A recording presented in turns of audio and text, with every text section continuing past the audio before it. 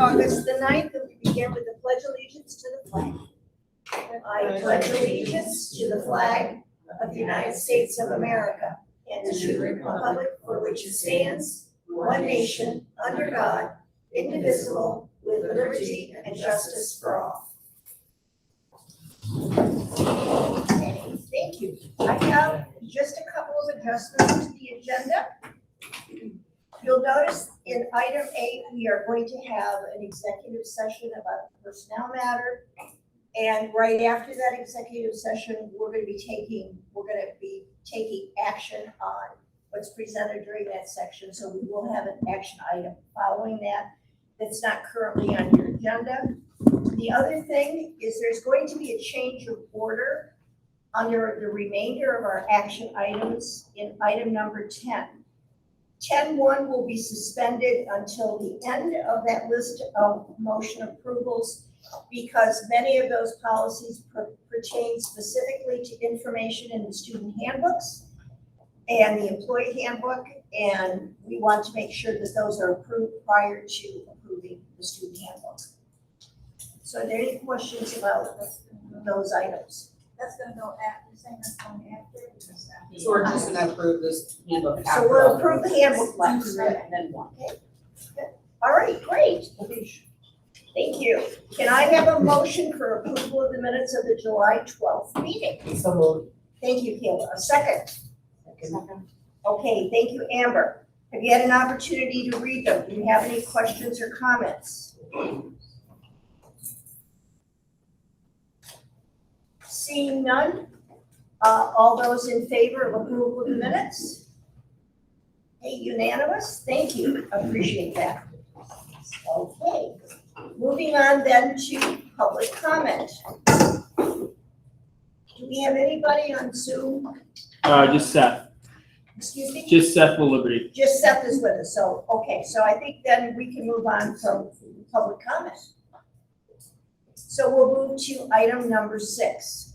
With report outs, what was that? Doris Mitchell is joining. Somebody joining us, does she Yep. want public comment? I don't know. She just joined, so I'm not sure. Oh, okay. Yep. All right, we'll begin then with my report out. There are a few things that I want to mention just to mark your calendar for. I already shared with you at the last board meeting that on Let me. Yeah.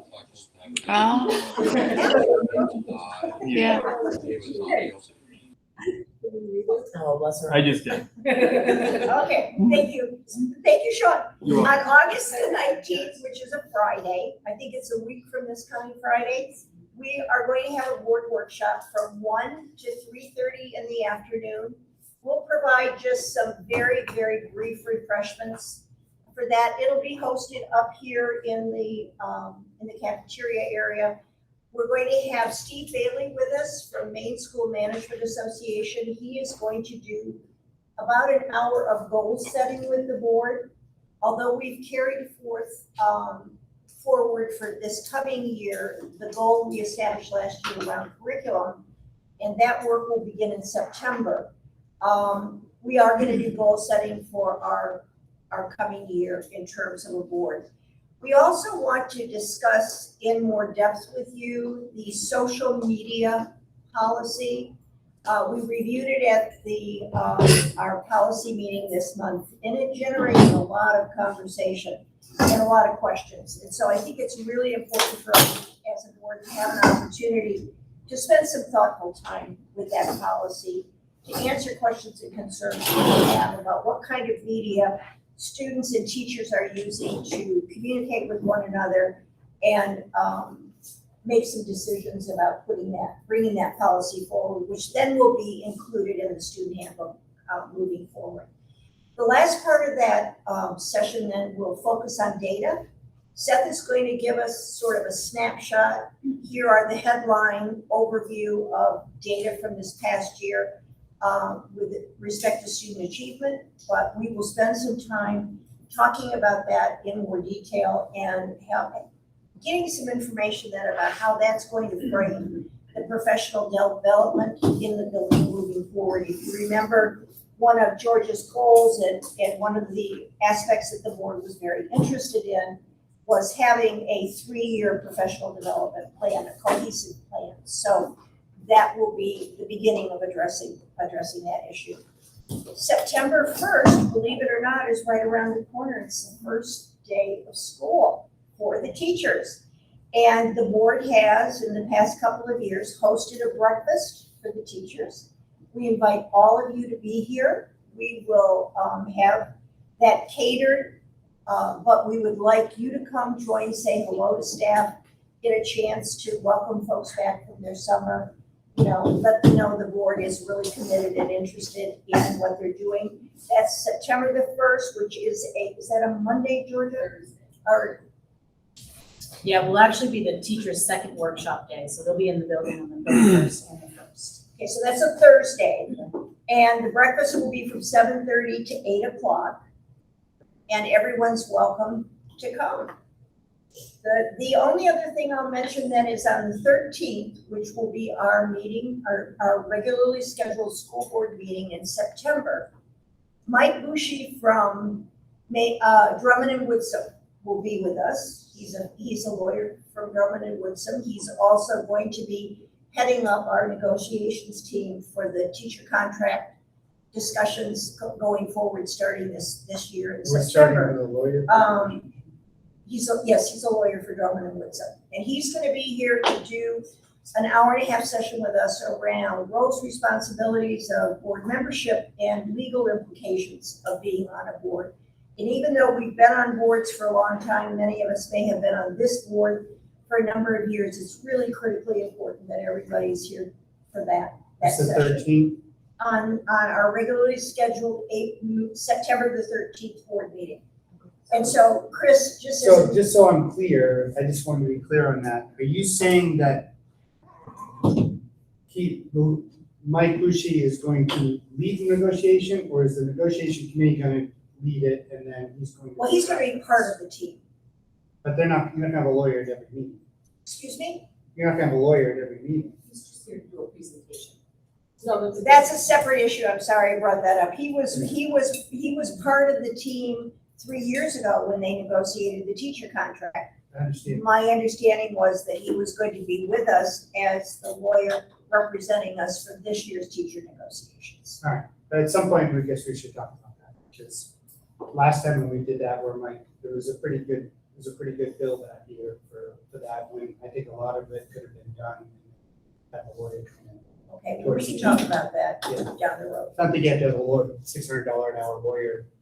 I don't Minute think when he you're charges us. negotiating business terms. He does not charge us $600 an hour, Chris. That's like double the rate he charged. What is the rate they charge? I would be guessing if I said, but it's not $600 an hour. I can tell you that.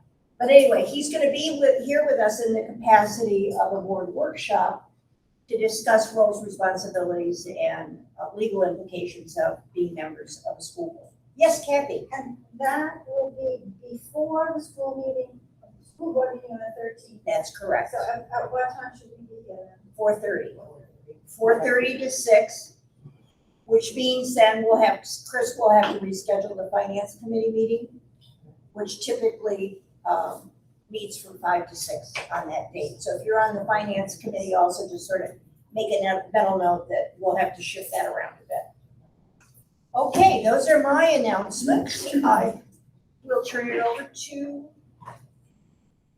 Georgia. Okay. If I could just put my principal's hat on for a second. I'd like to sort of update everybody on the reading curriculum that the K through 5 teachers have been researching. K through 2 has chosen a program. The program is called the Wonders 2023. They are going to pilot it this year. It's a 1-year subscription. They looked at 6 different reading programs, and these programs were chosen based on their meeting all the expectations, rating on the ed reports. And if you remember, they came to do a presentation after a course that they took last year. So after taking the course, They wanted a program that moved away from the whole language approach and focused heavily on phonics and decoding based on what the science of reading has proven as best practice. The program they chose to pilot, like I said, was the Wonders. This is a McGraw-Hill program, which who also makes our math, our everyday math program. If we like it this year, we'll go ahead with purchasing the 6-year subscription. Some of the aspects that really stood out for them with this program were the font. It does actually include phonics within the program, which is pretty hard to find. It incorporates decodable texts that follow the scope and sequence of the phonics lessons. And something different that I actually learned from the presentation is it's not heavily relied on pictures. They are forced to use other strategies to read, which I thought was really interesting. It includes a writing workshop component that provides opportunities to dig deeper into the text and themes, as well as practicing the 3 main types of writing for each of the grade levels: narrative, expository, and informational. The additional technology piece includes extended practice with the phonics and spelling patterns for the week, and online unit assessments allow for tracking students on the Common Core standards, which is the standards that we follow. They're going to pilot this. We're going to give it a little bit of time, and then I think they're going to come to present to you all how they, how it's going with that. Okay, superintendent hat now. So over the past month, we have completed our comprehensive needs assessment. This is something that the DOE requires us to update annually. I'll pass this around so you guys can just, if anybody would like a copy, I'm more than willing to send it out to you all. It's super thrilling. Particularly if you suffer from insomnia. Yeah, Mary's read it, and basically what it consists of, it's part of our title application process. It includes demographic information along with behavior and attendance data, the data review process that we use, our educator profile, which is based on teachers that we have in the building, their level of experience, their numbers of years of teaching, goals for the upcoming year, which will be a further conversation at the board workshop. One thing that did stand out, Only because I suffer from insomnia. I think it would just be handy for the board to get a copy of that. I'm Not happy to because I share. like looking at statistics, I just think it would be interesting for me to go read that. Actually, it's a good primer for the Yeah. discussion on data too. Absolutely. Yeah, it is interesting. One of the things that stood out for me, so we did have a little improvement in our overall attendance rate, but our truancy rate was up a little bit. And our discipline, in our number of discipline incidents almost doubled this year. And that's after doing a little digging as to why such a huge, it's because we recorded every incident. So every incident in the building was put in the system. Moving forward, we'll have a conversation about that as to whether, what really rises to the level of a behavior incident. Like maybe when it reaches the principal's office, that's when it gets reported. But we don't need to know when, Johnny poked Sandy. You know what I mean? Like those are the kinds of things that got reported. So we'll talk more about that moving forward. Depends on your time. There's anything, let's just see, is there anything else in here that I should speak to? We also had to put in here some measurable goals, which again, I think will also be important and will help drive our workshop discussion. So yes, I will send this out to you all. Can we send that out as just an attachment on a text message? It's a Google Doc. What I'll do is I'll just share it with everybody. Thank you. Thank you. I'm glad you asked that. Okay, And I wanted to explain it before you all got it, because if you got it, you wouldn't probably be like, what is this all about? But this is important. This is something that we have to send to the state annually.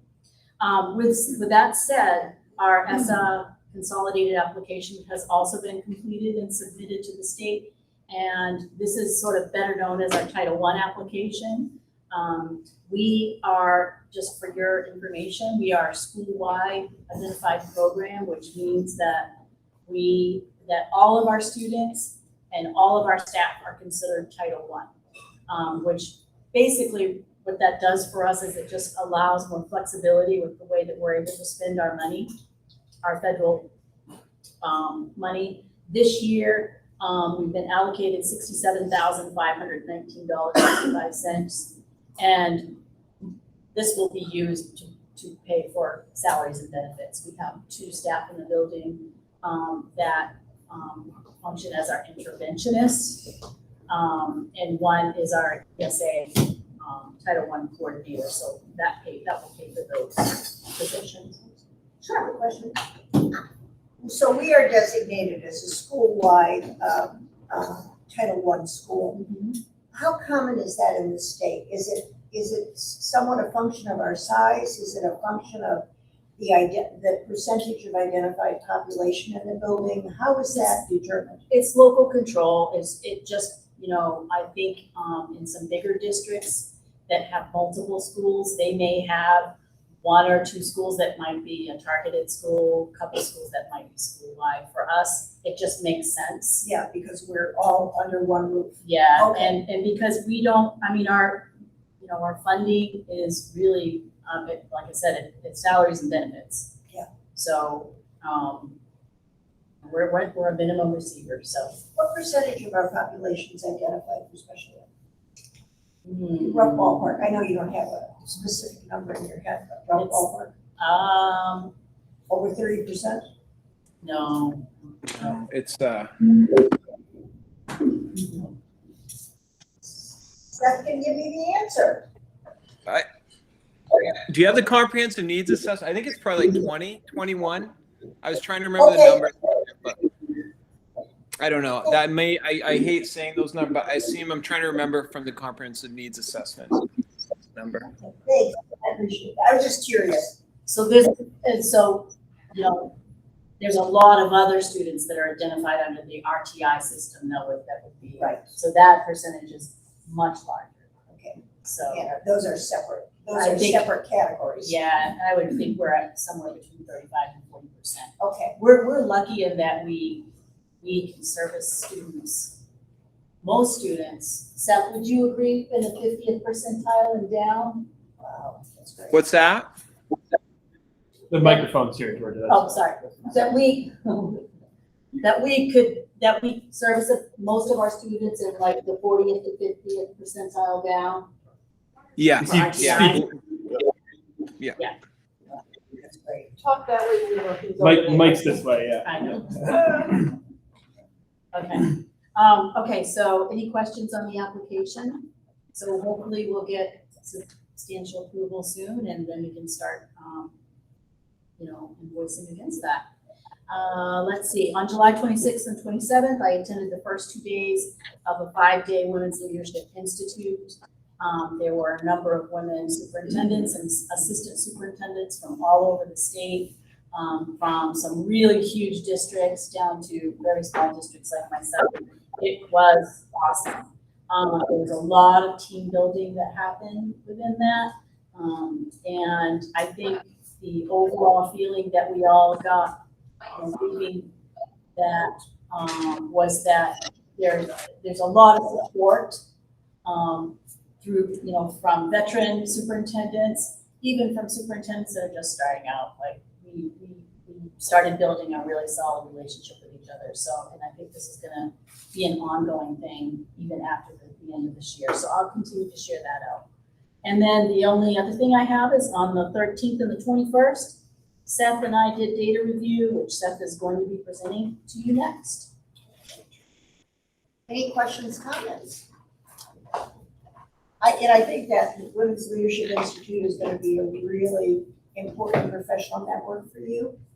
And so I think that's terrific that you were accepted into that. That's quite an honor. So I think that's terrific. Seth? All right, so I'm gonna try to do this. Can you hear me okay? Yeah, great. All right, so I'm gonna take my time just to kind of give, like Mary said, an overview of some of our assessment data over the last year. And then following the board meeting, I'm gonna send a presentation, probably twice as many slides to the board members to review before the, all right, so, oh, wait a minute. Here we go. Hit this button. Sorry, Sean. Oh, you're fine. You're doing great. Super. Is that it right now? Are we there? Yep. Yep. Oh, wait a second. Start there. There, is that better? Yeah, it's good. Okay. All right. So this is our 2021, 2022 data review, kind of the big picture. So when we do NWEAs, the who and the when, students in grades 3 through 8, third year high school are required to take the NWEA in the fall and in the spring. That's going to change a bit next year. It's going to be grades 3 through 8 and second year high school. Sorry. Can you guys hear me okay? Yeah. Yes. Plenty loud. Okay. I'm just getting some weird feedback through my computer. It's kind of disorienting a little bit. So next year it's going to change a little bit. It's going to be 3 through 8 in second year high school, and they're actually making the assessment a little easier for us because it's only going to be about an hour instead of some kids take 90 minutes to do.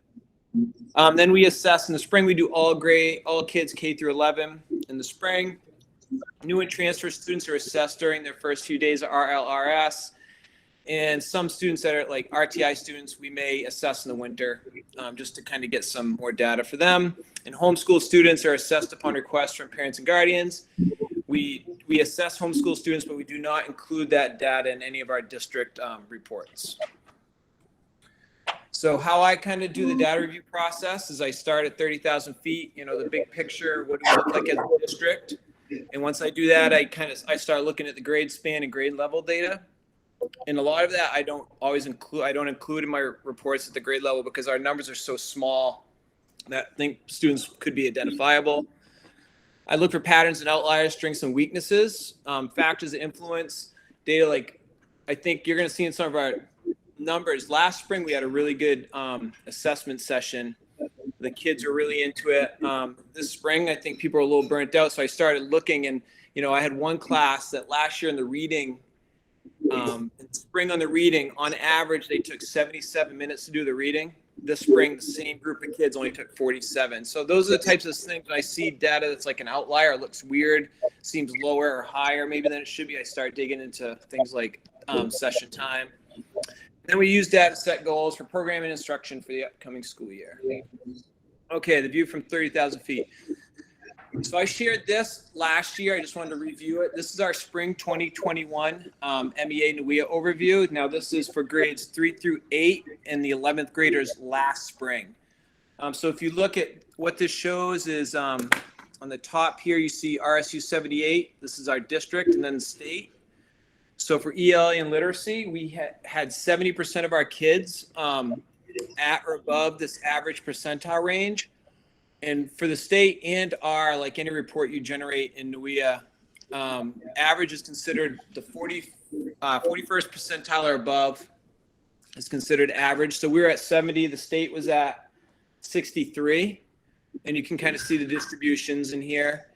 For math, we were at 68 and the state was at 54% at or above the average. So I thought that was solid. I think our kids did well. Like I said, our last spring's test session went really, really well. This fall, you typically see a slide, the summer slide. I'm not a big fan of fall NWEA. The state wants to use it. I think moving forward for their comparisons, they're going to use fall to spring. I prefer spring to spring. We assess kids after a summer off. But anyways, in the fall ELA reading, we were at 65% at or above average. The state was at 65%. Mathematics, we were at 60% and state 59%. So pretty similar there. Okay, so this is us. Now, this is where that last stuff was 3 through 8 and 11. This is all our kids K through 11. So in the spring 2022, in math, grades K through 11, 64% of students were at or above the average percentile range. This was down from 71% in the spring of 2021. When you compare these numbers, it's not the same pool of kids because we have new kids in K and some of our 11th graders left. And with our small numbers, there's a couple things going on here. If you have a really strong group in math and they age out of the test, it makes a big impact in your numbers. And also, I think the test session this spring, people were we were burnt out and done. Kids were too. And I think that showed in some of our data because our testing times were all lower than last spring. For this one, for the slides to come, 76% of students showed at least some growth in grades 1 through 11. K is not included here. So for this one, I use the actual RIT score. So this means that 76% of kids showed at least 1 point of growth in grades 1 through 11.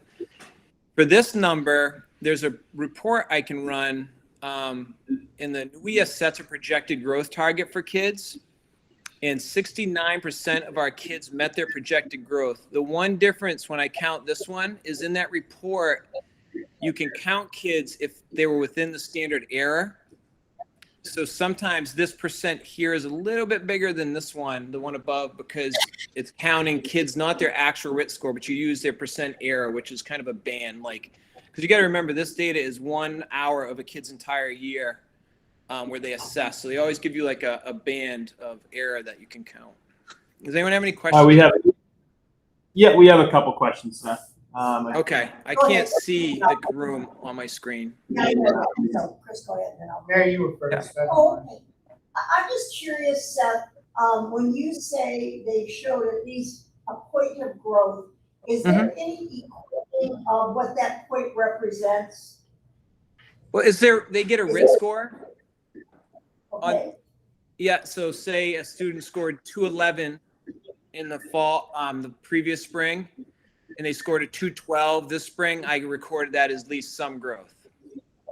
I understand that, but what I'm asking is, can you equate that to anything? Is that representative of a month's more growth in terms of time, a bump in academic, academic growth? How is that equated? I don't really know how you'd equate it to their growth per like a month of instruction. I just think over a year of instruction, they grew one RIT point. I mean I don't know, a grade, usually the projection is about 5 to 10 points, I think, of growth. Wouldn't you say, Georgia? So that's the range of what should happen. It also depends on. This is the really grade noisy. level you're talking about, because in the younger grades, the growth is much higher, it's much more expansive. And as you get up in the upper grades, it's much less. It mirrors. So Yeah. even 1 point as a freshman could be a huge growth. Versus Yes. if you were a first grade kid. Right. Okay. Yeah, when you get to Georgia made a good point there. When you get to like the junior level in math, the kids, if some kids, once they hit like a 255 to 260, to push that to the next number is really hard. And sometimes they even dip a little bit. And I think it depends on what course they're taking that year. So reading in grades K through 11, 59% of students. Let's ask this question. Oh. Seth, thank you for answering mine. Yeah. What? Seth, Can I go? Appreciate it. You got it, Chris. Okay, I didn't, thought we were talking over. I think Seth said- Yeah, this is the microphone. Yeah, but I think there's a delay. Yeah, all right. So, I'm a big fan of data, and data is helpful in that, but what I'd like to understand is there, in this NWEA system to look at it, is there like a rolling 10-year data information that can be pulled and those type of things? Because I feel like since it is an individual test, you've got some students that do well, and you got some classes that do well, and some that struggle. It's going to be hard to measure the overall growth. Is there a way to pull like a 10-year historical average or something like that? Because we've been doing these MOEAs since I've been on the board. I think Yeah. pretty far back. Oh yeah, long So I'm just time. wondering if there's some statistical trend data that you can look at and say, okay, you know what? We had 68% of the students showed some growth. Well, the 10-year average of our students that have showed growth from spring to fall is 60. And oh, great, so we did 68. That's an improvement. Mhm. Or if our 10-year average is 72, we did 68. To me, it's important to look at the snapshot and the growth of within the year, but I think it's also good to look at the overall there, because that is more of a measure. To me, I'm thinking we need to get a little bit more of an idea of a measurement of our team and how we're doing globally, as much as it's important. Don't get me wrong, taking nothing away from the student improvement and those pieces, but I think we want to try to look at, especially if we're going into curriculum discussion and those type of things, that I think the historical trend data is a different lens to kind of look through in relation to what we're doing, especially when you're looking at curriculum.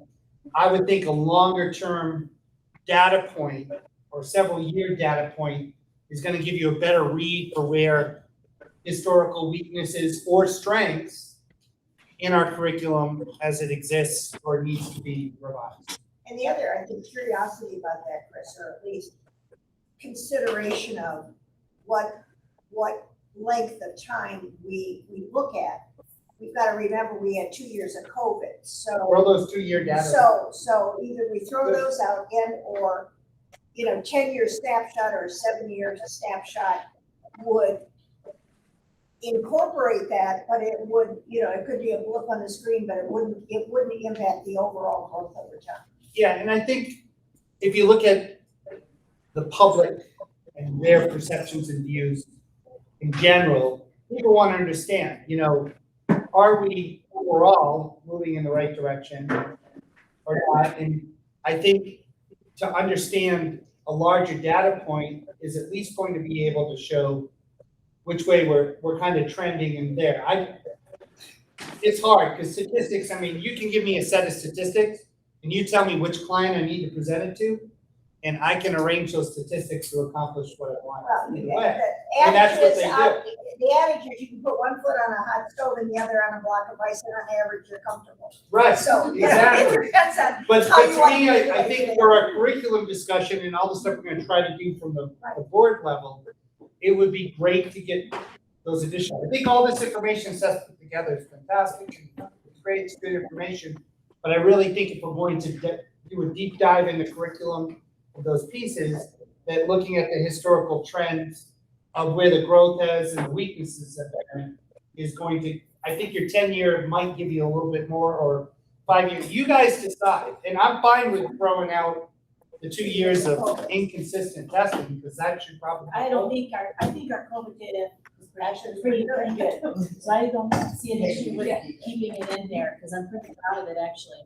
I think if you let Seth finish his presentation, he's going to do a deep dive and we're going to come out with some more information that I think will be helpful. Oh, good. Am I back on? Yes, you are. Okay, yeah, so we can get, you can go way back with the district data to get granular enough with some of the old stuff. To dig into the standard level would be difficult. But I can bring to the board retreat. I do track grades from year to year, and you can look back and see how third graders tracked all the way to their 6th or 7th, 8th grade year, I think now. And I will say on the average, all of our classes continually grow as a group. And you're going to see in a minute what I do. And I do grade reports, and every grade's different, but you'll see some trends and some stuff we can look at for curriculum. So reading, pretty similar numbers. Math is a little stronger for us when you look at K through 11, but we're doing a lot of work right now with our reading programming at the younger grades. So I think that's a step in the right direction. Language usage, And so on some of this data, in grades K through 11, 68% of students were above the average. This is only grades 4 through 8 because you don't take the language until 3rd grade, and I didn't have any comparison data for some of the kids. And so see right here, you see how like 64% of students showed at least some growth and 71% met their projected growth. The reason that's like that is because on this number, you use that margin of error and still count kids. Okay, grade span observation, strengths and areas for improvement. So this is kind of crisp, so you can see. So what I do is when I print out grade reports, and what it does is it breaks down, it gives you an overall RIP for say math, and then it breaks it down into say quantitative reasoning, algebraic reasoning, geometric reasoning. And then I start looking for trends where we have strengths and weaknesses. And strengths are obvious, there's stuff you get a better RIT score in. But then again, because something when I mentioned areas of improvement, sometimes our areas of improvement, we're still actually really strong there. It's just the area that we scored lowest in. So it doesn't mean when it's an area of improvement, when I get there, it doesn't mean it was awful or caused alarm. It just means it was the thing we weren't the highest in.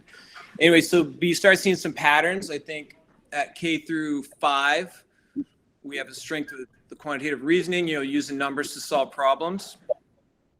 And then 6 through 12, it switches to algebraic reasoning. And that makes a lot of sense.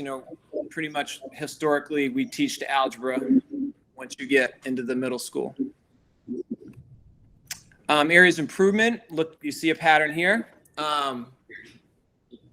Geometric reasoning to statistics. This kind of showed up with some grade spans. It was all over the place. There wasn't like a real area improvement. They all kind of had their own things because our classes are so unique. Sometimes they all have the strength, but this kind of made sense to me. The geometric piece, I think we can do more there. And then the statistics in high school, traditionally high school math curriculum was set up to track kids to calculus and not stats. And stats isn't really, we have UMFK stats, and I've talked to Ro a lot about, and Jan about working on our stats instruction. So, but you can see some trends here. And Chris, this is where we start digging in, and, we have discussions at the team levels or vertical teams. This is the stuff we start to talk about. And you can get way more granular in some of the reports.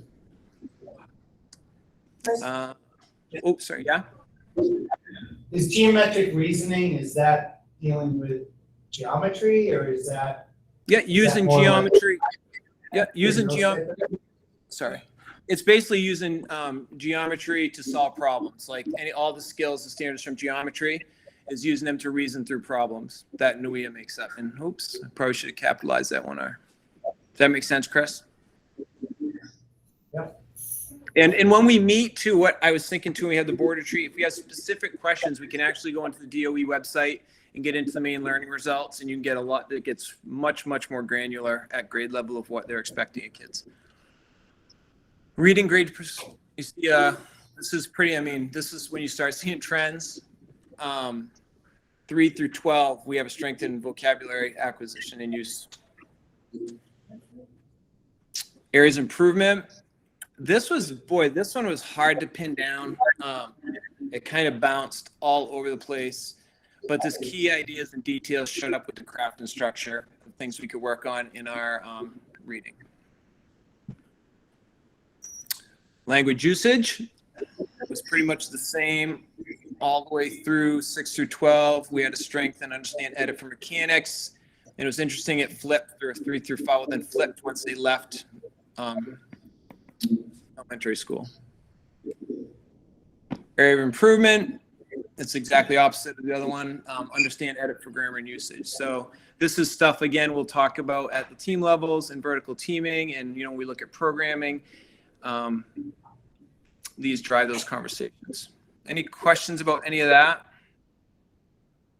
Chris? Seth, when you send us this report, does it give definition to these type of?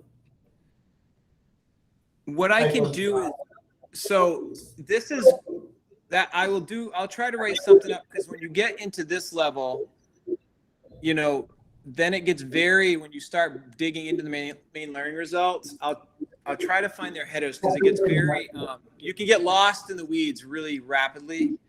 So I'll put something together. Yes.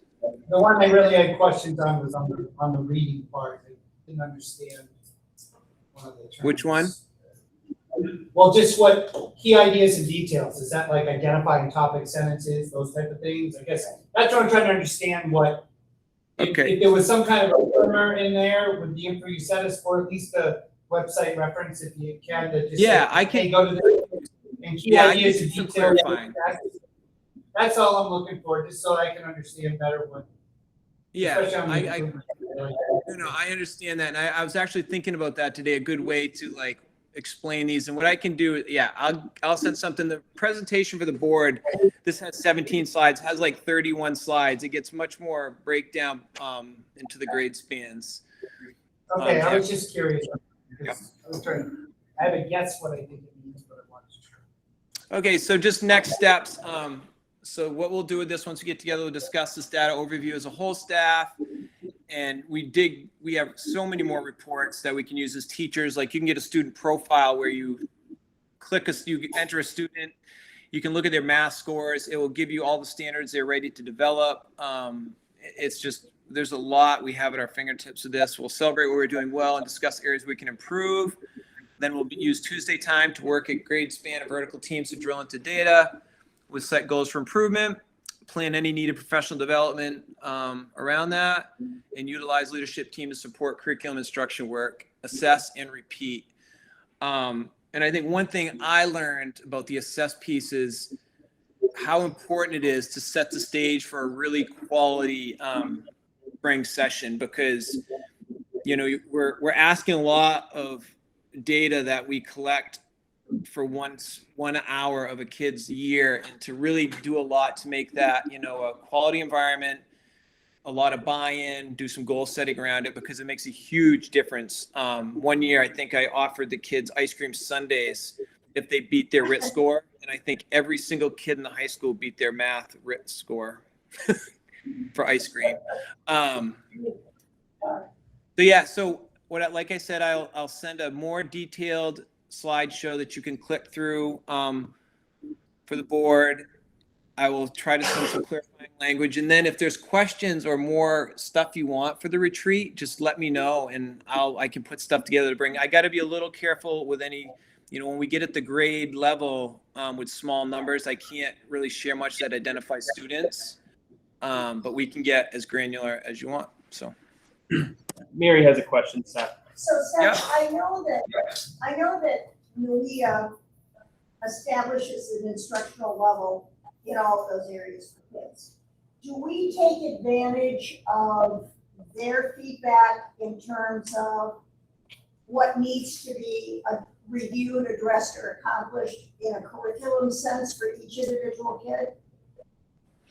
we Because I know do. that all the reports that once that instructional level is established, they indicate to you what needs to be covered in order to address the gap between where they are and where they should be. We do that more with our kids that are in, like, say, RTI intervention. But, we use a lot more of like the big picture data when we're looking at stuff, because you can get very rapidly overwhelmed and lost in the individual student. Like one page for one student, I think if I print it out, is 12 pages. But you can really drill in, and when you start seeing trends, you can really drill in. But we do that a lot with the RTI students, yes. Or the I was intervention. just curious whether or not teachers were taking advantage of that additional information that spoke to the curricular gap of what the test covered versus where the student left off at an instructional level. I'd say we did And that- better with. Sorry, I'm getting a lot of, this is difficult being at home. I'm sorry. It's a lot of like weird feedback. We did better before COVID, I think. It takes a lot of time to use this data. And a lot of our time in the last 2 years was kind of devoted to just day-to-day surviving, getting by, all the new stuff we had to do. But I hope moving into this year that we're going to spend more time. Teachers just need time. If we want to use the tools, I just have to make sure, and Georgia and I have to make sure that we create the time for that to happen. Thank you, Seth. You're welcome.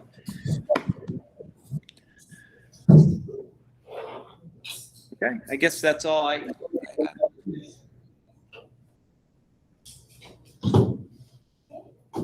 Great, Thanks, Seth. Fantastic. good start, for sure. Appreciate that, Seth, very much. You're welcome. Hopefully you don't come down with COVID and you feel well and are able to be back in the building soon. Yeah, I've I put my immune system a good test this week, and I'm still okay, but I can't believe it. Okay, thanks. And we don't have a student rep tonight, so we'll move on then to our committee reports, if that's okay. Starting with policy committee, Kathy. Okay, we met on August 1st, had a very productive meeting. There's some action items tonight. And I noticed that our next meeting is supposed to be on Labor Day. So I'm wondering, can we move it to Tuesday, that it would be Tuesday the 6th? That's the day school starts. Yeah, so is that a bad day for you guys? So we'll do it Tuesday. I don't have the soccer schedule, so I don't know. But I know, Danielle, you were interested in Yes. the curriculum committee meeting, and that would start at 2:30 on the Yes. 6th, okay? We're gonna do 2:30 and then we follow. Yes, I missed the last one, but I am. You didn't miss it, we didn't have one. Oh, well, fantastic. So you were all set, you were all I set. missed it. I did attend the, facilities meeting, Well, terrific, yes. thank you so much. Okay. And then 3:00 policy. Yes. Okay, thank you, Kathy. Is that it? That's it, so I guess we need, action items. Okay, terrific, thanks, Kathy. And I did say this at our last board meeting, and you weren't here to have an opportunity here, but you need to know that the board incredibly appreciates all of the hard work and effort and time you put into policy. This is the first time, I think, in years and years and years that policy is actually on a 3-year review and we're up to date.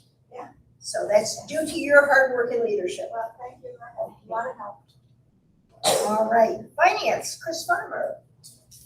Yeah, Roxanne's in the middle of the audit, so we tabled doing finance there, because she sent me a message and said, I'm focused on that, is that fine? I said, absolutely, because the sooner the audit's done, the sooner we get ideas of where we track surplus or whatnot, so, When is the audit going to be completed, Chris? what's that? When is the audit going to be completed? Pretty much depends on Ron's schedule and those pieces, but I know she's in the middle of it.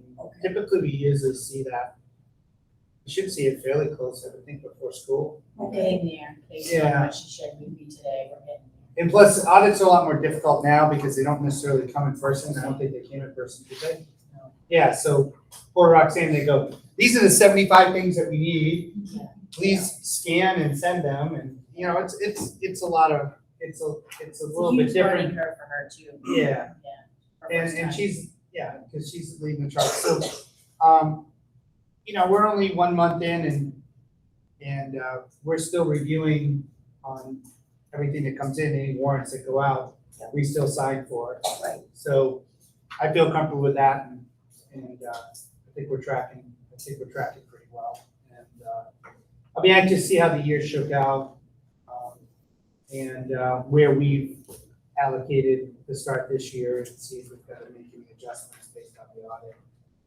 So I feel pretty good about where we're tracking. So. Thanks, Chris, I appreciate that. Facilities, Deb. We did meet this month, and we started with a tour of the facility. Jeff showed us all around and talked about everything that has been done so far and what's continuing to be done. The classrooms showed us, the cleaning, the painting, floor refinishing, the carpeting in the portable is done. And Hallelujah. actually came in a little bit under budget, so that was exciting. The ramp that's going out there has been repaired. There are new treads going across it, which should reduce the potential for slippage, and the railing, parts of it were off. That's gonna be repaired, replaced, and so that's off to a really, really good start. It took us a long time to get there. The middle school science classroom renovations we're putting on hold until the end of this coming 2022-23 school year. Jeff has received quotes from a couple of vendors for the cabinets and all of the accompanying pieces. One's priced higher than the other, but that includes the installation, so most likely go with that. And he and Sarita are gonna continue to work on what really needs to be in there, and the goal is to get that done at the end of this coming school year and the start of the following year. So I'm sorry, Deb, will that happen in the summer, then it's not gonna happen during the school year? Not during this school year, Okay, no. We'll put it off until the end of the 2022-23 school year. Bus number 5 needs over $20,000 to make repairs and make it drivable, and it includes, there's rust, there are brackets that need to be repaired that mount the body to the frame. That sounds kind of serious to me. So the facilities committee recommends that we put it out to bid for the upcoming, whatever, I'm not sure how exactly that happens. Jeff did say there are also people who are interested in purchasing these buses because the motor's still in good shape. So he recommends that we put that out there. And also going forward into the 2023-24 school year, putting in the budget the cost of a new bus. And O'Connor recommends that buses be replaced every 4 years. The 14-passenger van that was part of the ESSER grant, is that correct, Georgia? It's still on order. We all know what has happened, but we believe we can get that by the end of the year. The good part about that is it's a point A to point B transportation. You put kids in this vehicle, they get in, they get out where they're going. So from here to Foster's or from here to Jackman or Sports, whatever. And there's no stopping. It doesn't have flashing lights or bars or anything, but it would be for transporting things like that. And the nice part about that is you only need a passenger bus endorsement. You don't need a CDL to drive that. So that's a plus. We're still waiting on that. And that's a And 14 it is 14 passengers. 14 That's correct. passenger. Yeah. And then we've got some action items coming up, which we can put on the agenda for September, some speakers and intercom access and a couple of other things, and we'll put those on the agenda for September. And we've received 1 bid for snow removal that came in from M&H for a cost of $45,888. Well, how does that compare to last year? That sounds lower than last year. I believe it's the same price. Same price, Price. same. And it's a 2-year contract. Right. Yeah, it was already kind of set. We actually already Yeah. approved it, didn't we? Yep. So it's just the same price for next year. They won last year, Mhm. we'll probably win this year. It should be a good snow year. That's what I have. Been really fun. Well, thank you, Deb. I really appreciate that. Any highlights just from your building tour that's anything that just stood out to you? I think just for me, because people know that I taught for a long time, but to watch how much has happened in this building in the time with the staff that we have to do this, it's amazing. And it's always amazing to me that when you go back in September, the place looks brand new, sparkly, and so kudos to everybody that works on making this building look as great as it does. It's Building's come really, along. really impressive. It's come a long ways in 10 years. When we did the first turnover report, to where we are. Thanks, Deb. I really appreciate that. Okay, Kathy, anything about the curriculum goal other than the meeting on the 6th at 2:30? That's it, which I didn't meet last month, or this month. Last month I wasn't here, this month, we just decided to go to September and see how, stuff gets things together, so. That's it, so it'll be on the 6th at 2:30. And the policies follows after. And then policy follows after that, yeah. And you're welcome to stay for that if you'd like, Danielle. It's always a stimulating conversation, right, ladies? I'm still trying to choose, so I will be there. Okay. Mary, and I might have missed it, but did you announce what was final decided for each committee who's on what? Well, everybody's is pretty much stayed the same. Kathy is the chair of policy. Kathy, who's on your committee?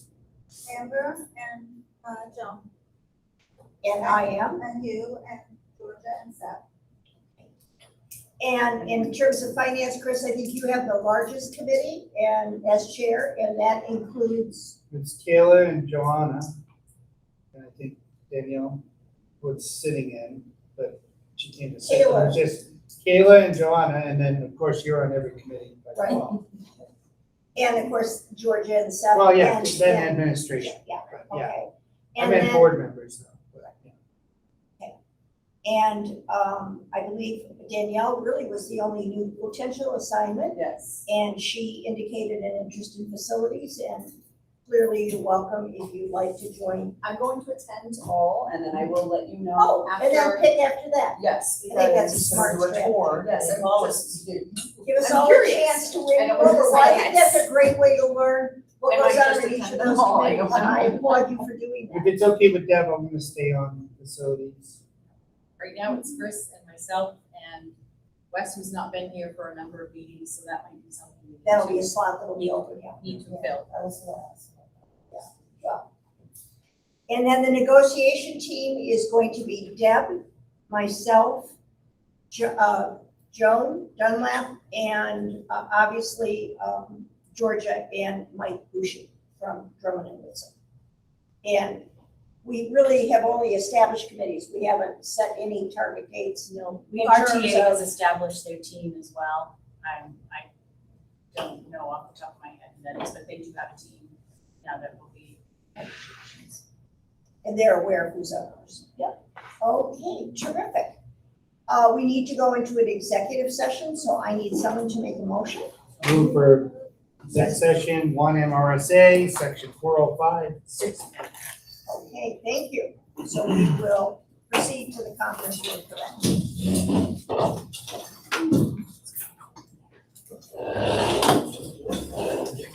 Oh, I think this is it, guys, I'm sorry. A second to that motion? Second. All those in favor? Vote on the motion. do it on the fly.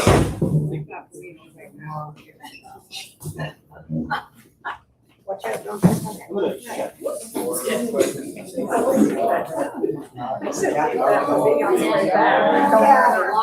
With my luck, I'll send it.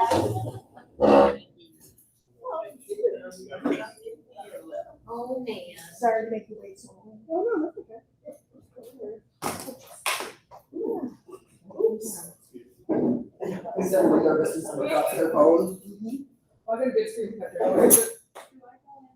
I'll come up.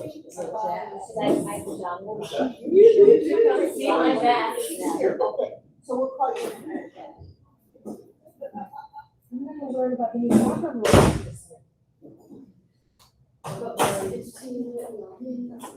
I'm gonna put on my. You can all watch the Zoom with me, I'm sure it's gonna be thrilling.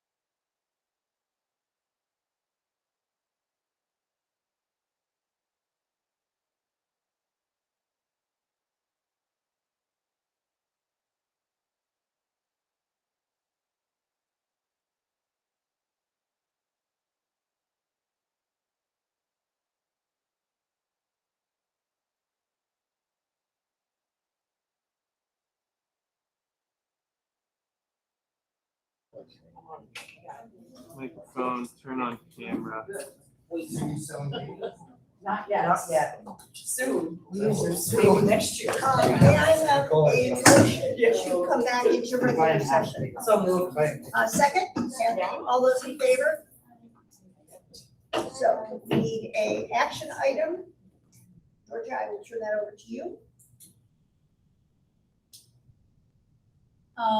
I guess we are voting, to allow Michelle Liberty, 1 year leave of absence. So move. Second. Any discussion? All those in favor? Unanimous? Thank you. Thank you, Shelley. Thank you. Okay. Moving on then to appointments, resignations, nominations, and transfers. Okay, I'm happy to announce that I am appointing Rowan Doherty as our school therapist. Heidi has been sitting here very patiently tonight, waiting to speak to this person. She has been very much invested in making sure that we have a school therapist. She's done some very creative recruiting, so I'm gonna turn it over to her to speak in regards to Rowan. He is a gentleman who attended Allegheny College and then for his bachelor's degree, and then went on to the University of Pittsburgh.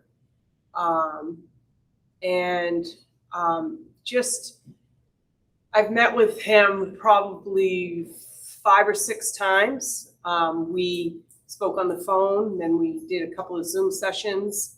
I felt like I really wanted to try to get to know him as best as I could. I also met with him on a Saturday to give him a tour of the school. He has connections to our community.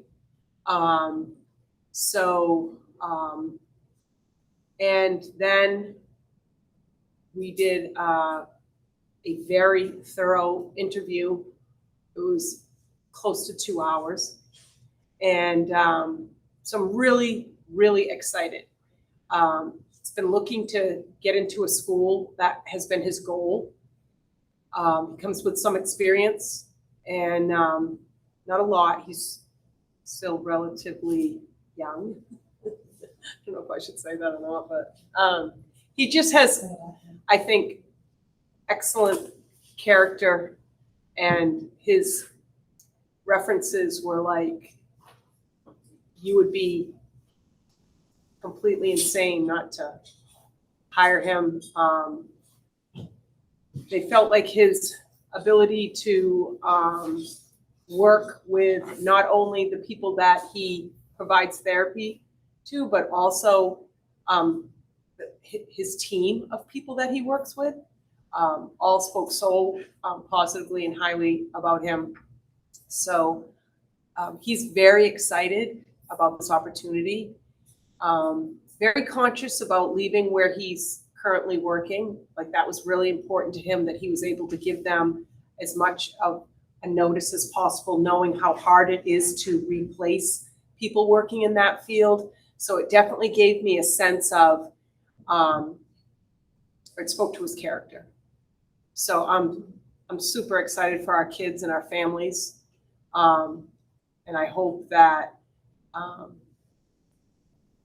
hope that as a school, we are really gonna set some goals around retaining our staff, and not only our new staff this year, but our veteran staff, and spend time thinking about how we can recruit people, because I'm sure you're all aware that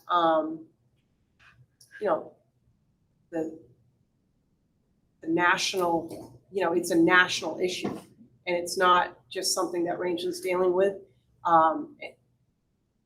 And I think it's going to be imperative that we have a plan of how we're going to do that to be successful, and to keep people, quality people in important positions. So I don't know, if you have any questions, I'm happy to answer them. Heidi, can you share with us where he's currently working? He is working in Biddeford, currently, in a substance abuse counseling, a substance, situation where he works, long hours, and there's a team of professionals that he works with to support, their clients. But he has a pretty vast, experience, even though it's been short, with his clinical work in his master's degree. So he's worked with a number of different populations. If he's, just to clarify too, Heidi, he is continuing to work towards his internship. Is that what we would call it? Yeah, to briefly describe how it works, he is a clinically licensed social worker.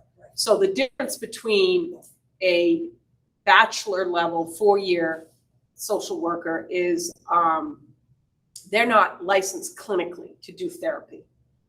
Their scope of work is different than a clinical social worker. So as with any therapist, counselor, clinical social worker, you have to do you have to do therapy under supervision for several years. It's like a residency with a doctor. So he will be continuing that work for another year, and we're going to support him. He's already made contact with somebody in Farmington who he's going to work with. You know, they'll meet once a week, Zoom or in person, however, you know, they can do that. Yeah, I think I hope that it's going to be a really great opportunity for him and for our school. And Heidi, he is also committed to working then on certification for guidance. Is that correct? He is not. He is not. So that would not be part of the position that he would be. That's filling. correct. He would strictly be doing meeting with students and families and parents for therapy and counseling. So this work then on his licensure, this clinical transition, that really is specific and appropriate to the position that we would be placing. Absolutely. Okay. We were hoping, for a lot of things, but we were hoping that we knew that it would be more than likely that we would hire someone in this that is still going through their supervision phase. And that's why, through the winter, we were contacting many of the universities in the state that offer that licensing. And we had no luck. I was meeting, weekly I was meeting with a gentleman in Farmington who was trying to help us recruit as well, because he was a professor, or he is a professor at USM in that program, and he has his own agency in Farmington. So myself and Brittany really were banging the bushes for every possible contact just to get the word out there. The one thing we did do that really in the end was what kind of got us to get him to apply was I met with Rangeley Health and Wellness and asked them if we made an ad, would they put it out to their listserv? And they said, absolutely. And that's where we got the most interest from. We had 3 applicants, and they all basically came off that advertising. So, that's the other thing is I think it's going to be critical that we look at different ways to recruiting people. So. And Chris, I see your hand, and I'll turn it over to questions. I'm sure others have them. But I just, on a personal note, Heidi, I just want to thank you, express my sincere appreciation for, I know all the time and effort that you put into being creative and finding a very capable and competent replacement. for yourself, which was almost an impossible Herculean task to accomplish. Well, And I appreciate it very much. I have enjoyed, this in a lot of ways. It's interesting to recruit, and, obviously I'm very passionate about the school, and I have enjoyed it, and I really hope that this position, the therapy position and the school counseling position, I feel strongly that we're gonna have two quality people. And I think that's the most important thing in education. Because they can, not that Rowan needs necessarily any training specifically other than his supervision, but I think that it just makes the best outcomes when you have high quality people who may need some training or whatever to be certified or licensed, but I think that's the most important thing, so I'm happy to do it. Chris, you had your hand up, and then anybody else who has a question? or Yeah, I just had a couple of questions, Heidi. You choose to speak to them or choose not to. That's fine. I just want to, so I understand he's applied and has an interim clinical license social worker, and then, is that what I understand? Is that correct? It's not an interim, it is the process that all clinical social workers go through. Yes, I'm familiar a little bit with the process, so if you can indulge me for a minute, just so I can understand. My understanding is I know a couple people have done this process with the state. You apply, you get a license, but then you have like 96 hours of supervision. You have to do over a period of 2 years under a licensed agency, direct supervision there, but you're still able to do the job, but you have these classes or whatever on a regular basis to log in the hours of that. And that's a pretty acceptable practice from what I understand in social work. Completely. So my question really is, at the stage that he's at, he is able to meet with students, do those things without the supervisor. Supervision is more to build the additional skills for the long-term part of the Yeah, final he's beyond certification. that point of direct supervision. It's He's more of a check-in, class, additional knowledge, training. gonna be meeting with this person once a week to discuss his caseload, Okay, and, you know, it's like a professional development situation where he's gonna be saying, okay, you know, here are the issues, and they're gonna discuss best practices of how to address and support those students. it's not unusual, coming from the legal profession, it's like that there, except we get to bill, the lawyer also gets to bill, but in this case, it'll just be him. He currently is able to bill. We are not at that place. We may get there someday where we want to do that, but that's not what we're doing. But he'll be able to, so we're gonna pay a salary or something, Yes. that piece. And when the final certification does, will there be a salary adjustment or those I pieces would there? say so, yes. And you guys are working out the details with the administrative contract. So there's a couple things we need to clarify on that general contract. The other thing, I just want to make sure, because it is an issue up here, has housing been secured? Does he have a place to live? He does. Is all that solved already? Good, great. So, because that's always what I get nervous about. We get somebody here and then they can't find a place, and in 2 weeks, second week in September, we're right back to square one. I started the whole interview process with these 3 applicants. I started it, that's why I started the conversation, you know, in some of those conversations, like, you're not just gonna move here and look at 10 places to live. There's not one, like, there aren't any places to live. So fortunately, that's not an issue for him. Right, so then basically, we can, the needs that were being met by our previous clinically licensed social worker, we should be able to pick up where we left off on that, or will there be a period before we can?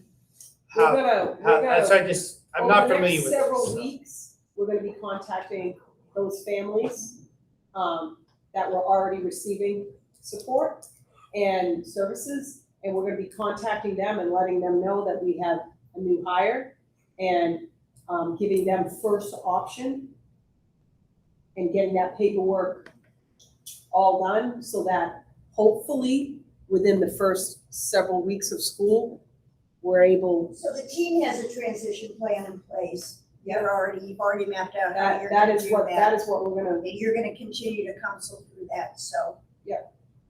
I appreciate all your extra work on this above and Thank you beyond. very much. Thank you. absolutely. It's So- hard to find people, Any other so. questions or comments? Sounds like our best solution. Well, thank you for coming to share that background with us and the process through which you did that. So Oh, there's for that- more. Oh, there's more. I know, I'm gonna turn it back to Georgia. All right, so now I am nominating Delaney Arbor as our school counselor.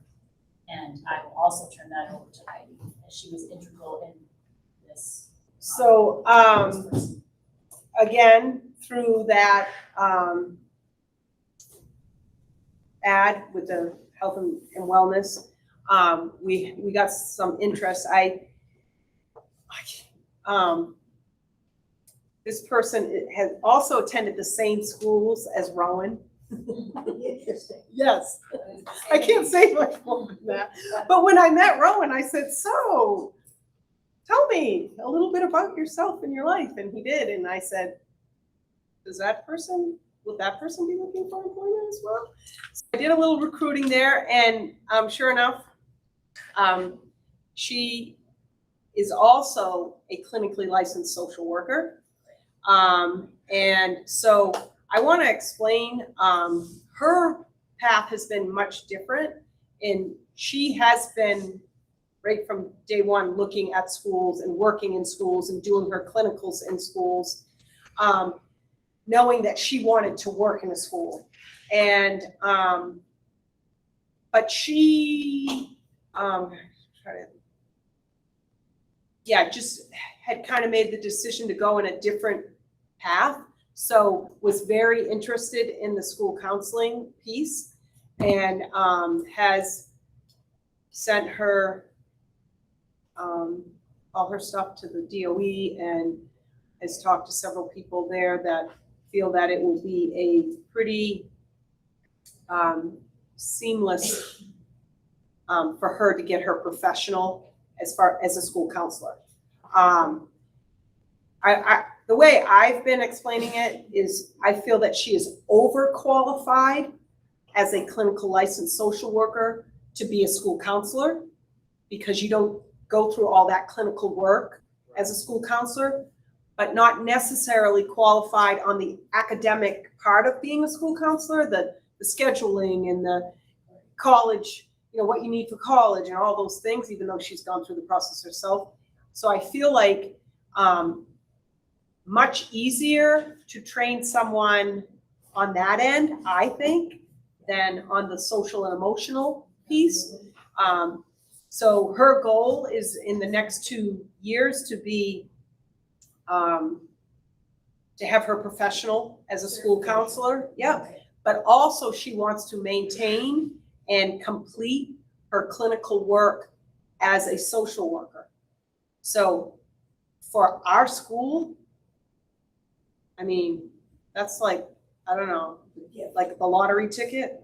I don't know, like really could put our school in a great spot to have somebody with those credentials. So again, her references were just outstanding, speaking to her character, her ability to clinically work with students, her documentation, her organization, just her personality, her demeanor. I also met with her on a different weekend, because it was like several weeks apart that this all kind of happened, and it kind of did the same thing. Did a couple of phone calls, couple of Zoom calls. Then I met her in person, gave her a tour, and then we had a little bit different hiring committee for her position, or for that position, I should say. And so she's very excited. And yes, has a place to live and has some ties to the area as well. So I feel really good about it. I don't want to be like, too excited, but I really am excited. You are. That's okay. So I'm, Listen, Heidi, just real quickly though, and I appreciate the fact she wants to continue her clinical work, but her first commitment is that certification for us rights council. Absolutely. Correct. Okay, absolutely. that's the only clarifying question I have. Anybody else question or comment? Does she have a place to live? Yes, she does. It's like we struck gold. Two know. houses, 2 staff. What's her name? Her name is Delaney Arbor. She isn't married to him. Why did I make that connection? Okay, you're smiling. I'm leaving that alone. That's none of my business. Okay, do you have any other nominations? You'll have to take action on that, because she will be under the teacher's contract. Oh, she'll be under the teacher's contract. Okay, so can I have a nomination then to hire Delaney Arbor as filling the school counselor position? So, Thank you. Michaela, second? Second. Any questions, comments?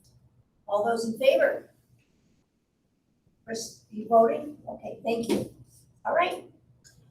Okay, so I just wanna, because you all are probably wondering, okay, so she doesn't have her school counseling background. So Heidi has agreed to continue to consult with her on an hourly basis. We are working to determine a per diem rate, and I think we're there. And so she will have support starting out here. How long does she have to get her license for counseling? Well, she will get a 1-year conditional. Okay. And so, I mean, she could get up to a 3-year conditional if it's year to year. But I don't think it's gonna take, it doesn't sound like she needs much coursework based on what she has. So she'll complete that in a year. Yeah, Okay. possibly. I mean, yeah, we'll see. She's waiting for, they're working together to see what she needs to get credentialed. Okay. And that takes some time. Sure does. But she's willing to do what she needs to get there.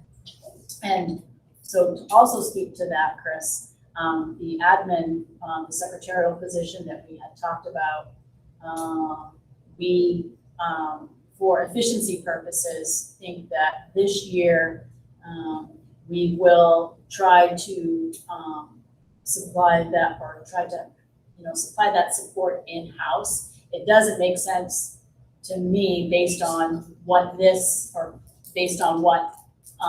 person knows or doesn't know at this point, that Heidi's working with 2 people at the same time, trying to train them. So we'll try to fill that position with a stipended position in-house. Makes sense. That makes sense.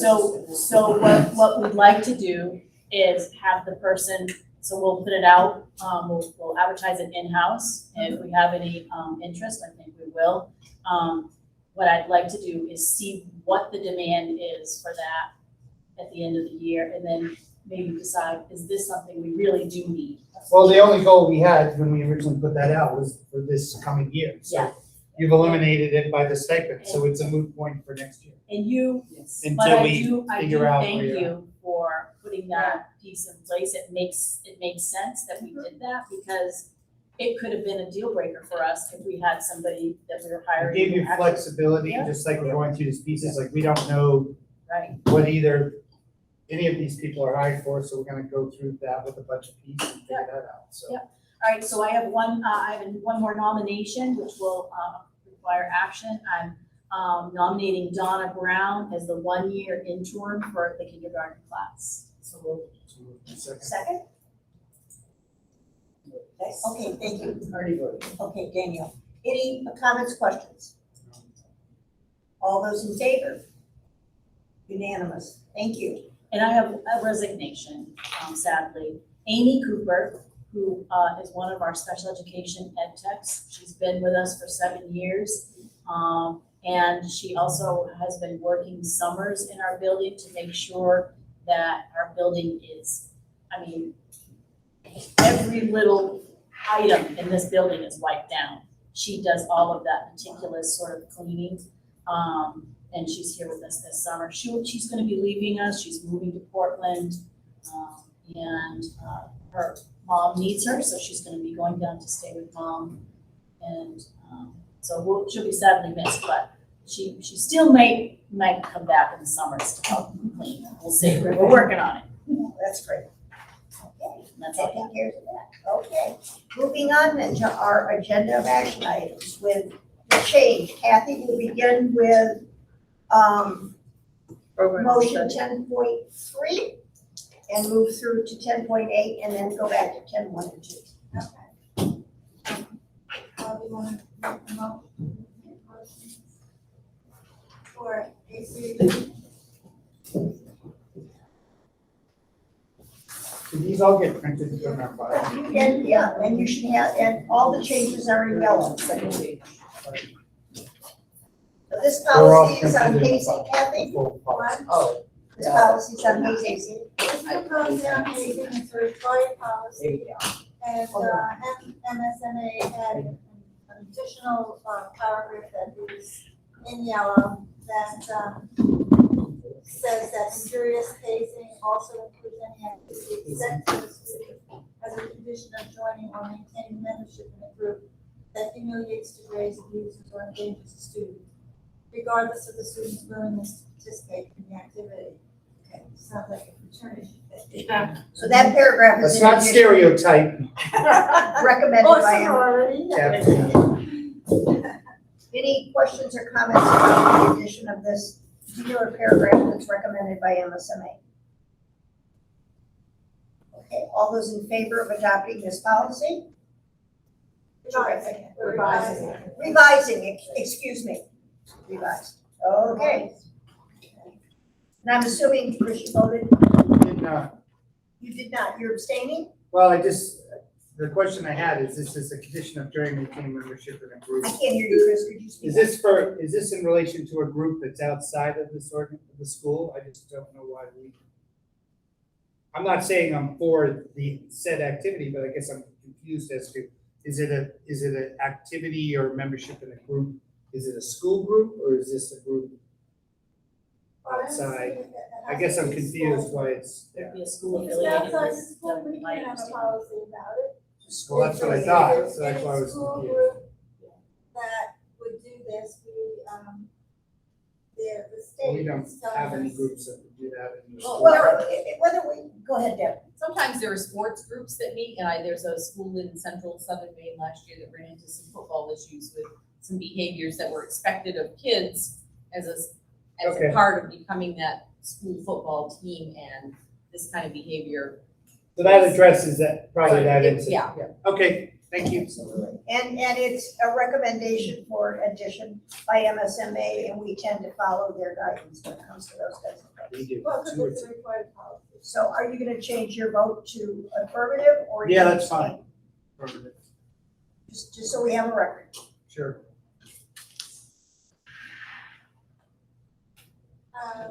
Student dress code, this has been just rewritten by Seth, pretty much. And, did you have something to do with it?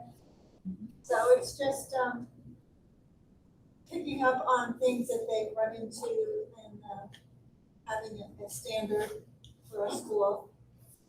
I think is a good idea. Does everybody want a couple minutes to read through this? You've already read it? Because I need a motion, first of all, to adopt this policy, and then we can have a discussion. This is a revision. Thank you, Kayla. Second? Second? Okay, This is a revision. this is a revision. Okay. So we have a dress code policy. Right, I misspoke that, it's a revision. Comments or questions? Yeah, Yeah, go ahead. I have trouble with the hat thing. I mean, I had a law school professor that literally would lose it if anyone walked in with a hat. It's always been a respect thing. And I guess maybe this is a new trend, but I struggle with it. Well, this is an exception though. Exception in classrooms and in other teaching spaces at the teacher's discretion and at assemblies and class meetings. So they can wear hats under those circumstances.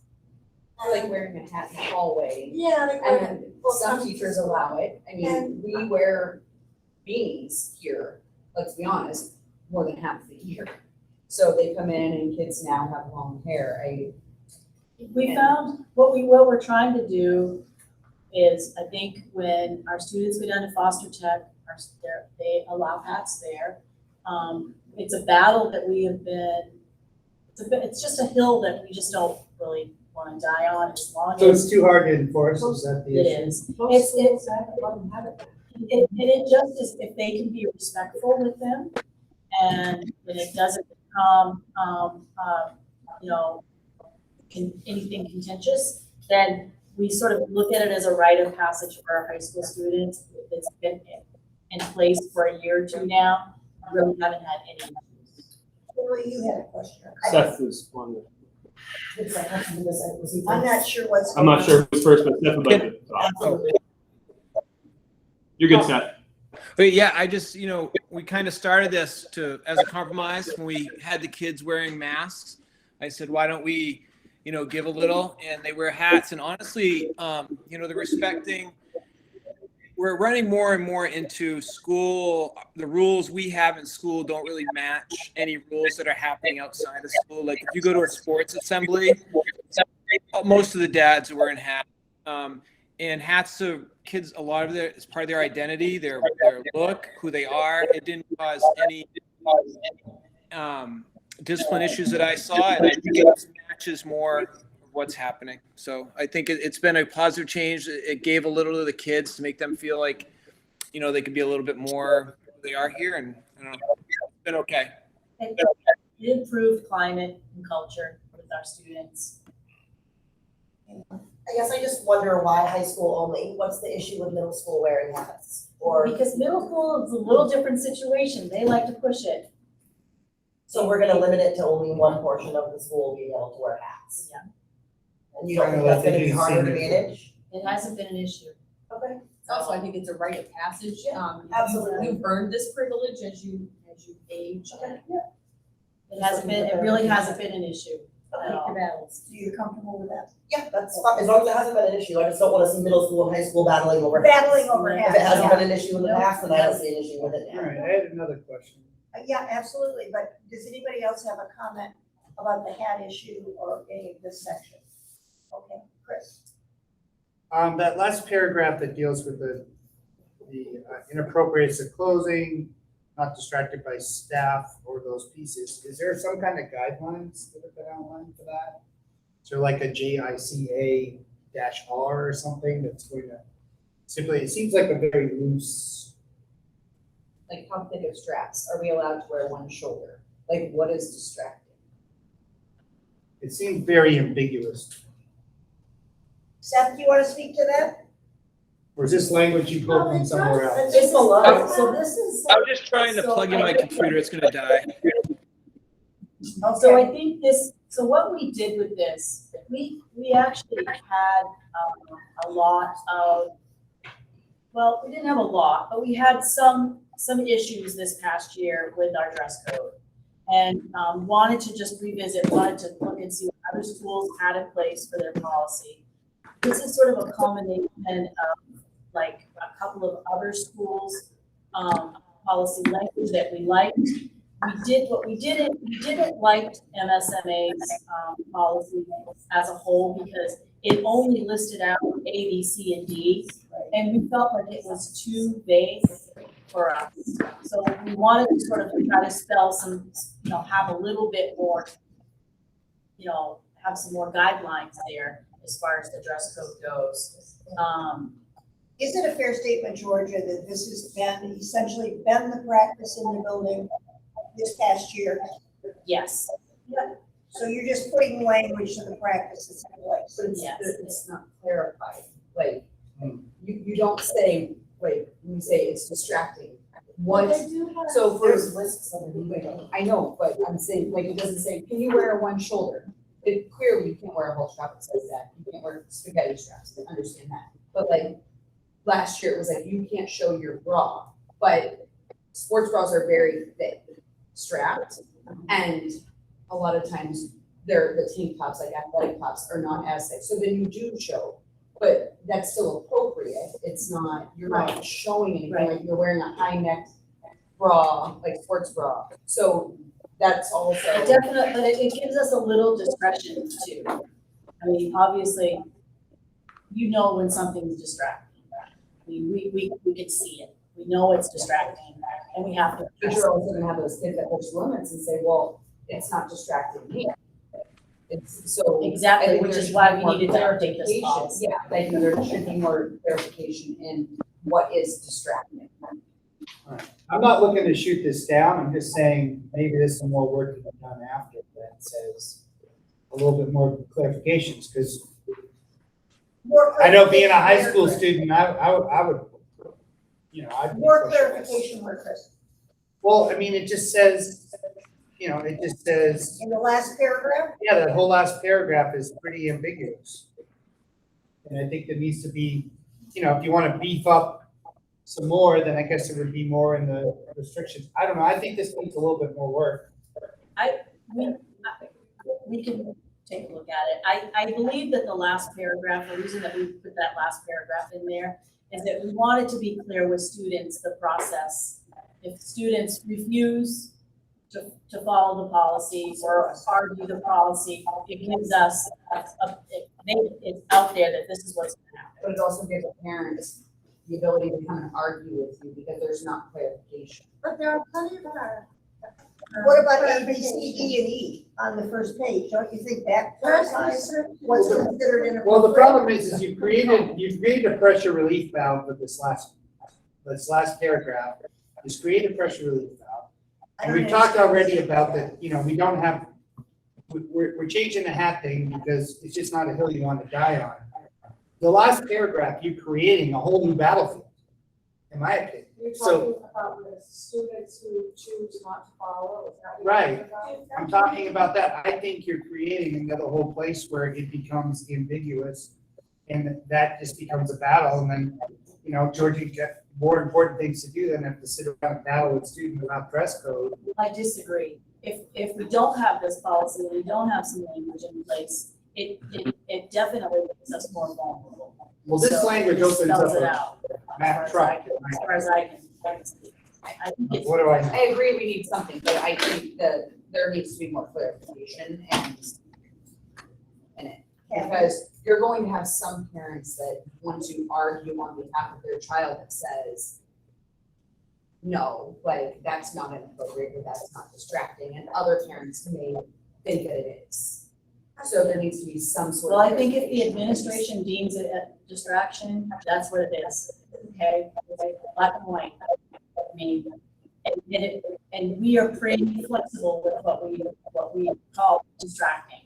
I mean, I think, Then You know, change your we've paragraph got- to reflect what you're saying you know, right if now. we've got shorts that are too short, if we've got cleavage showing, which it spells out. George, I'm not That's disagreeing with you, I'm very just saying, showing. clean up the language here, see if that says. So it. what would you add or delete? I don't know, I mean, I read it over in my little phone and email that I got, and then I got a first hard Well, copy. let's Kathy, because since you're, and then Amber, because you're on the policy committee. I was gonna say, I think this very clearly delineates what is considered distracting. And this final paragraph just says, if you choose to not adhere to the above dress code, then you won't be permitted to return to class. And you'll finish your school day in the principal's office. This is sort of giving what's gonna happen if you don't adhere to the above. Right. I mean, we could add the word above dress code, but it's quite clear what is considered not permissible. Yeah, I guess I see it's very clearly spelled out, A through E, then dress requirements shall include but not be limited to, and then dress restrictions shall include but not be limited to. So the majority of the policy really specifies what is considered inappropriate. And I agree with Kathy, the last paragraph is just saying, here's the process if you don't adhere. We have the right to make that choice. Joe? Well, I skipped over you. Joe? Okay, I sympathize with Chris because I had the same problem when we were talking about this at the meeting. And I wonder if you took out the sentence, if there's a disagreement. Correct. I think that's what the problem is. Oh, okay. And just take that whole thing off and then say the administration reserves the right to make determinations. Okay, If you take that other part out. okay. The lawyer in me says that's the truck to drive through, that Yeah. second sentence. That If sentence that is the goes, problem. I can live with it. Okay. I All right. Are you okay with that? Do you understand? I just think it opens a whole can of worms. If there's just, it says if, but then it doesn't have a then part to that sentence. So I think what happened is you maybe pulled from 2 or 3 policies, and there's a piece there that there's a disconnect. So if you take out that whole second sentence, We would just, after infraction, we would say, this is what happens if you don't adhere. You'll be stuck in the principal's office all day. Yeah. And then the administration reserves the right to make Right. determination. Yeah, about right. the And that other sentence is. that's it. Just get rid of the second sentence. Fine. I'll acquiesce to that. And Amber, does that cover what you wanted to say? Well, no, yes, because I was just gonna say, if we got rid of everything except what Georgia said, if the administrator sees it not appropriate. And then I'll even donate the t-shirts like I had in my class. I never Great had- idea. Here's the shirt. You can go back to class. Well, it just said, I love Mrs. Haley's science class. I only did it once or twice a year, and I never had any problem. Any problem. I ordered a bunch of wrong color t-shirts. and all Yeah. my clients I'm are just really kidding. happy with it, so. Okay, there you go. Just kidding. All right, I Oh, can, that's- I can live with that. I just hate to create more work unnecessary. There you go. So we've resolved this? Yeah. Can we pass it without that sentence? Yes, yes. So can I have a motion to amend this policy to delete the second sentence in the last paragraph? Why don't we just Chris? make a motion that we go with the revised form of JICA, deleting the second sentence if there is a disagreement, all the way up to that, so that all students can learn. Okay. And accept it with the other revisions. Okay, yes. A second. Second, Any more discussion? no. All those in favor? Sorry to take the time, but I think it's. No, it's No, important, it's- it's important to address people's concerns.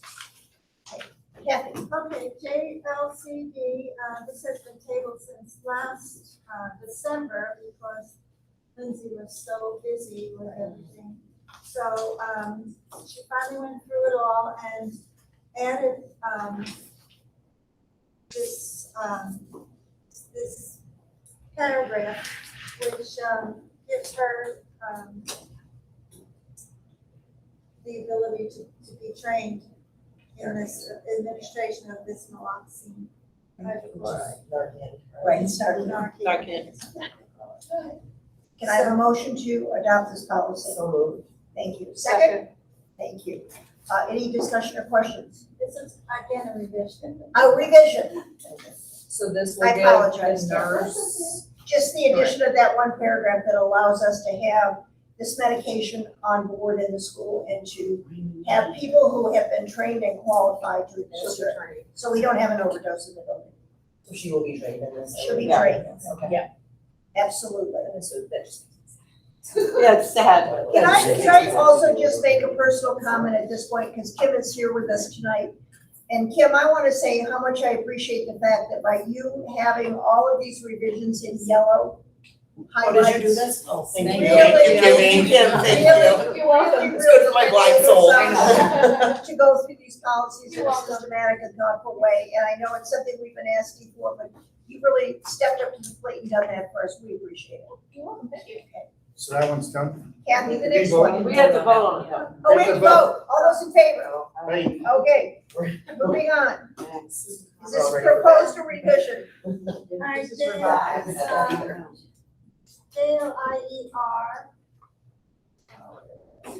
We didn't have one, right? Yeah, it's further No, down. this is a revision of the original contract that the students had. This is a new project, it's just more simplified, and the JLIE, we just revised that. So we're just, What are the we changes? reviewed that, the JLIE we reviewed, Okay, so no changes? yes. but, wait a minute. Kim, you want to speak to the changes? Yes, JLIE, we basically want it, is the student parking on school grounds, and we basically just want to take out the sentence, which is struck through. It says, provide necessary documentation, license, registration, proof of insurance before tag will be We don't have a issued. copy of it. That's why I think we're confused. You don't? No, that's the next, that's the I guess next. I'm choosing. It's not on the- It's not on the back side, but okay, so, all right, so this is, Okay, some have a copy and some don't. okay, so basically, it's just the basic, policy that says that student drivers will adhere to contract, which is the JLI-R. And so this is addition, all new. No, this is a proposed draft. Yeah, you guys have the totally wrong ones. Here, let me do what you're doing. So Some of us have the right one and some of us have the wrong one. JLIE basically Me too, I just got says, we're taking out the sentence that says, and provide necessary documentation, license, registration, proof of insurance before a tag will be issued. Parking stickers cost $2, replacements are $5. We don't do that anymore, we haven't for years. So we don't, it doesn't cost them to park. Exactly, so we're taking that sentence out. Kids who drive multiple cars, they don't have to worry, because some kids drive more than one car and. Just making them agree to So we're really. behaving with. We're revising JLIE to. Just take that remove sentence those out. things out. And this is the proposed, so that's, you guys have to vote on that And one then first, the so. JLIER is what they and their parents have to sign, Okay, and that's it. so any more questions or comments? No, Does this just make your lines easier? Is that the bottom line? We're not doing it, so we gotta change the policy. Yeah, if we're not doing it, let's not do it. All right. I vote It just, in favor. All those in favor? Okay, thank you. Thank you. Did we just Okay, the last policy, Kathy, Yeah, and now is use of the gallery. And use of the gallery, again, we removed, we added a sentence, number 1. This was put in when Bill was here, because of this particular policy, because of some things that were posted in the art gallery that some people don't understand. They were controversial and they were not explained. And so, I remember, when I first got on this policy board, when we first adopted this.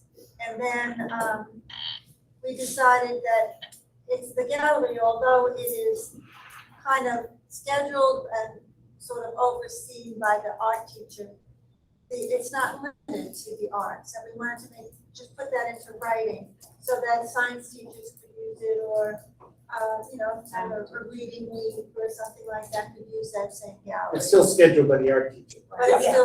scheduled by the art teacher. There's one typo in that. But I think the point came up particularly during our conversations, our discussions with Georgia, that there was a strong feeling on the part of many members of the board that there was a real need to showcase beyond the arts into the academic areas so that mathematics or science or literacy or whatever got equal billing in those locations, and the implication being that those are as important as the arts, and so we added that sentence. But to be clear, it's not the responsibility of the art teacher to go solicit other stuff. no, The other no. teachers need to bring it. It's still scheduled through the art department, Yeah. but the point is that it's not exclusively the domain of only art. And I think it should say, however, gallery use is not limited to arts. It says use. Oh, use. Remember when Oh, delete use, the yeah. use? That's just a typo. So I make a motion, we accept that With with that, edit. the edit of the Yep. D.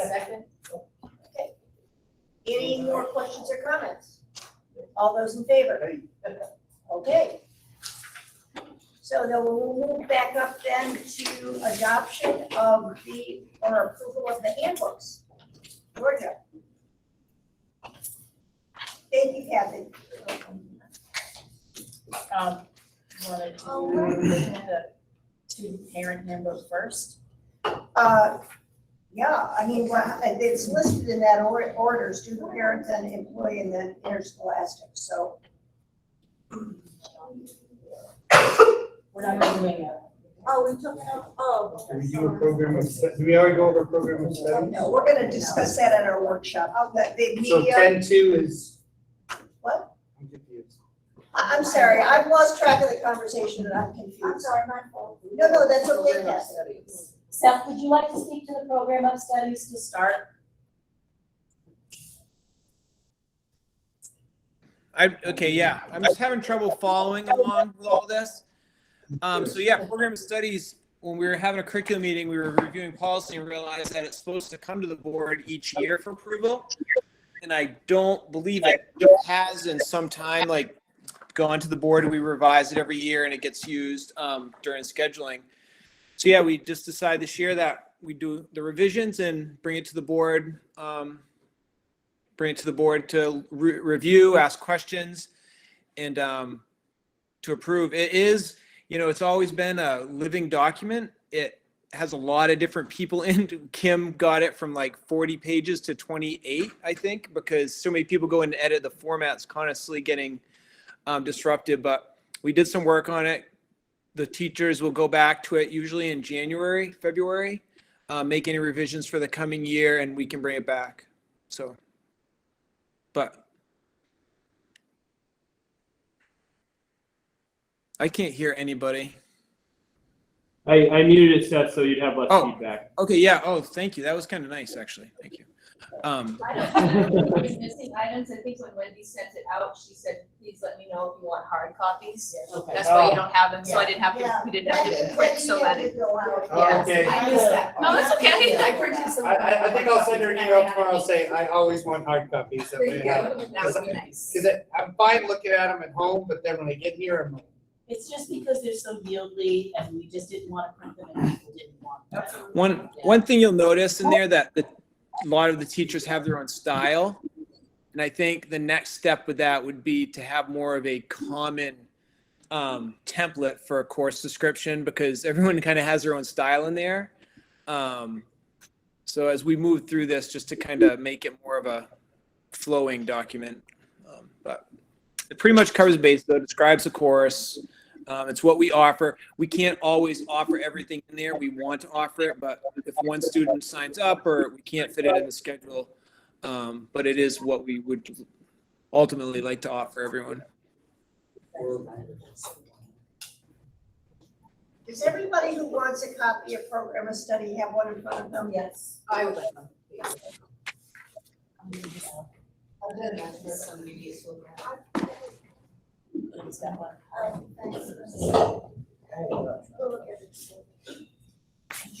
have the. Okay. So what do you need for us to do with this, Seth? Policy says you need to approve it. that one did get emailed to us too, right? Yes. Yeah, I'm not sure of the policy, the exact policy, but it is in one that this needs to be approved, I believe, yearly. I think we should aim for like the February meeting, moving forward, so it's approved before scheduling. So I think this coming year it'll be like a February board meeting review. Yeah. Yeah, we shouldn't be waiting, Seth, we shouldn't be waiting until right before school is gonna open. And you Well, need no, to have these things. I think it was all kind of a surprise to us. We were in that curriculum meeting, reading through curriculum policy, and I was like, oh, Right, this hasn't been done in a long, like, I don't remember this going to the board since I've been back, I don't believe. It's always been revised every year. Hyde used to always have people revise it, make your changes, but we just always miss the piece that's in policy to go to the board. And just while we're speaking to deadlines and timelines, is it usually this tight for the handbook as well, or do we usually get a little bit more time to review? No, it's always. It's always. It's always right in the summer. Yeah. Always, Yeah, just one it'd be day. nice to do it. We should do it like July. I mean, that would give, like, if we have issues, it I could be, agree. instead of just emailing and saying, these are my things, and then it's easier to discuss in person. yeah, let's do a recommendation and then comes to the July meeting so that if stuff comes up, there's a Yeah, we can have framework our of time disagreements, where we can work it corrections out, can be and then we'll- made. And, So can I and just, yes, if that's the case, could we consider adjusting the July board meeting? Because with the new start of school, a lot of times this work is what happens when kids are gone.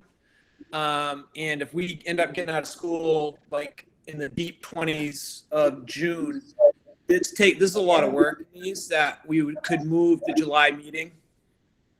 I don't know.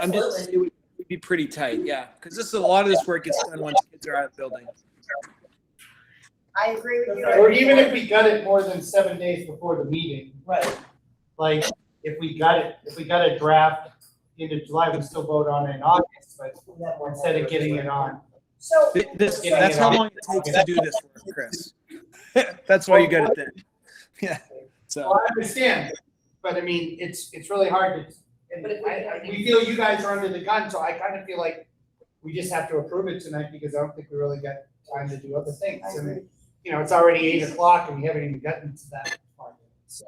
And, you know, so I'm just saying, if we could get a draft Yep. in July 25th, rather than do a meeting, but still vote in August, We could still even like have an executive session where we discuss it, talk we could have a about it, workshop. or workshop, something where we can voice our concerns and issues and discuss it and talk about solutions. Instead of just being like, okay, here's my complaints or my concerns, my questions, and then there's no resolve and then we have to vote on it. and I think all these are very valid points, and I will take that, we will take that under consideration and move forward with some recommendation that will satisfy these I actually concerns. like Seth's idea that we maybe look to push out July's meeting. I agree. Because there's so much that needs to happen in that meeting. And if we were to push it out, then we probably could really have some conversation about that, some more in-depth conversation. It might, if we needed to make some adjustments, it would give us some time to do that. Do we have to approve it tonight, or can we wait Yeah, we and do. finish it on the 19th? Because we're gonna meet on the That's 19th. interesting. I think this We have has a to be workshop. approved during a board meeting. Well, we're having a board meeting We're on the gonna have a 19th. board meeting on the 19th, we just would have to. That would give a little more time, and I don't know about you, but my brain's starting to go. Are we talking about the program of studies? Program studies, I'm fine to go with. I'm talking Okay, about the- Can I just ask a question? Because this really impacts Kim. This impacts Kim. Is it, like, are there major changes that we want done to these handbooks, or just some clarifying questions? Because we could approve, if there was slight amendments, I think we could just quickly amend and approve the amendment.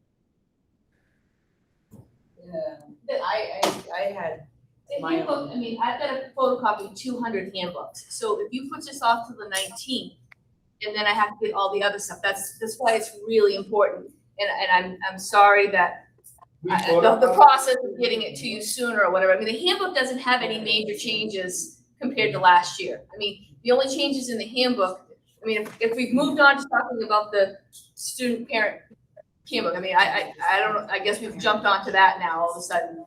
Did we approve the program of studies?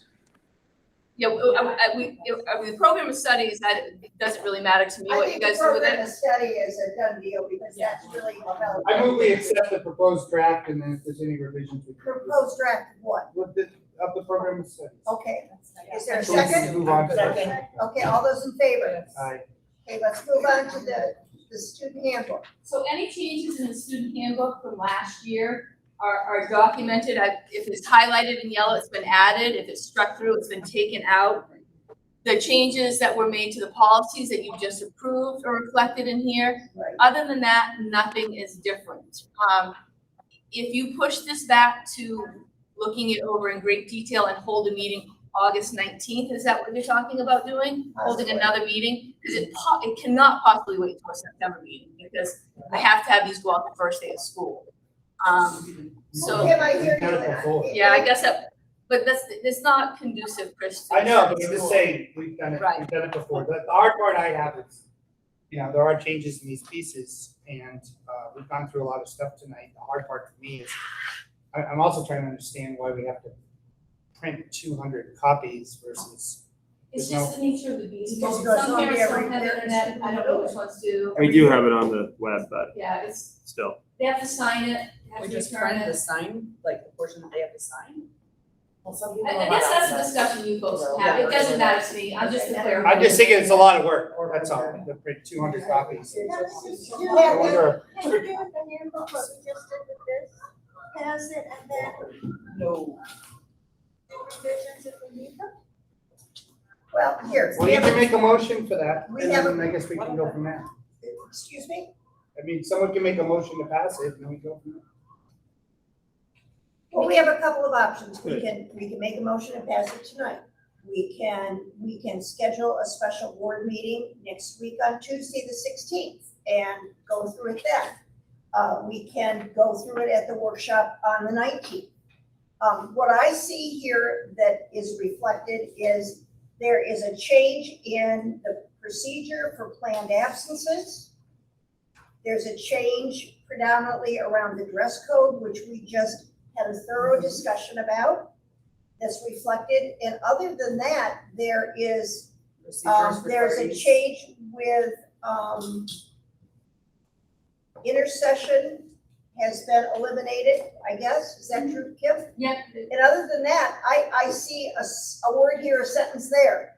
So the majority of the changes with the dress code has already been addressed. So the question I have is, Seth, why is there a major change for the process of applying for planned absences?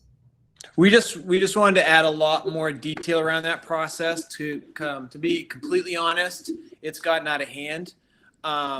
This spring, I was getting notices for people that are going on 2-week vacations, like 3 days before they were leaving. The amount of extended pre-approved absence we get is staggering. It's actually why on our comprehensive need assessment, our attendance numbers are so bad. We have many kids that are considered chronically absent because of 2 to 3 week trips to Florida. And we just want to tighten it up and, have a better system that people go through, and to be clear that when you're going on vacation, you'll notice while the teachers will, kind of give you a ballpark of what you missed, they're not going to be creating complete learning packets for you to have while you're on vacation. There's language about the time you have when you get back to make up that work. But it is a hardship, and we just need to rein it in and be much more clear about our expectations. So that to me represents one of the major changes. As I said, the other big edit in here is the dress code. And then there's just a couple of sentences that have been taken out. So it's not major revision really to this. I'm sorry, excuse me? Danielle? So for high school, we usually go 2 weeks before. So for my case, my daughter likes to do her schoolwork then. Will the schoolwork be on like Google Classroom for her, because with taking honors courses, she doesn't want to get behind? It's No, a lot it is to not. catch up on. No, it's not an expectation of the teachers using Google Classroom, but we are not asking teachers to do a special planning or provide instruction for kids that are going on vacation. Okay, but she could find her schoolwork online typically for most teachers. Yeah, most teachers are using that, and quite honestly, most teachers try, but it's more of an issue, I think, at some other grades where we don't have as much Google Classroom. But if it's not part of the normal class instruction, the teachers are not going to take extra time to create all of the materials that would need to go. Yeah. Yeah, and I don't think it's such a big deal in like the elementary. I think it's more of a high school issue once you get to honors courses and things like that, where you miss one class and it takes a long time to catch up. Especially when you have like you come back from April break and you jump straight into softball games, and it just gets very busy. So I just wanted to make sure that the older kids had access to their school. As far as the normal classroom instruction, if a teacher is not currently putting everything on Google Classroom and it's part of the normal instruction, there's not going to be something additional created so that students that are going away on vacation have extra. It's not possible. Yeah, but most teachers already do. Okay, thank you. So given the breadth of this discussion, are you comfortable at this point with the caveat that we will look at a different process in the spring, early summer for moving forward with revisions to the handbook? That given that those are the two, this absenteeism issue and the dress code issue are the two major changes, and we've thoroughly discussed, I think, those, that you can make a motion to approve the student and parent handbook tonight. I had a few So other you, things, and I've addressed them with Georgia, but there were some things that she could not really answer for me or give me full clarification on. So, I mean, I don't know if everybody wants to go later tonight or what we want to do, and I'll let everybody else decide that, but. So, Amber, well, did I hear Kim say can they get done if we took an hour of the 19th or a half hour of the 19th, but knowing that you bring your questions to them, knowing you Come have prepared. them listed and get Come them on the prepared. agenda whenever. I mean, Kim, what's your answer to that? It's not gonna take me, I know we could talk about whether I need to print 200 to death, but I think that is a waste of our time right now because we're I under the agree. gun. So I we can agree. talk about that for next year, a better way to get this information out to parents next year without printing it. That probably should be discussed. But right now, no, I don't have to know tonight, but I really couldn't wait much longer than like the 19th or the 20th The because 19th would be. Is it what, that's what I didn't understand for everything that's going on is, I don't wanna belabor that other point too, but is to produce these 200 copies, is it a 1-day process, a Yeah, 3-day process? how 5 long it days? takes me to do it really is a. It's 100% an issue because it's understanding whether or not It's Kim's we can issue. delay it for Kim is 2 saying- weeks without it's adding Kim's extra issue, pressure and to Kim it. is saying I'm it's not an asking you to approve this as soon as possible. It does not have to be Okay. tonight. 19th would be great.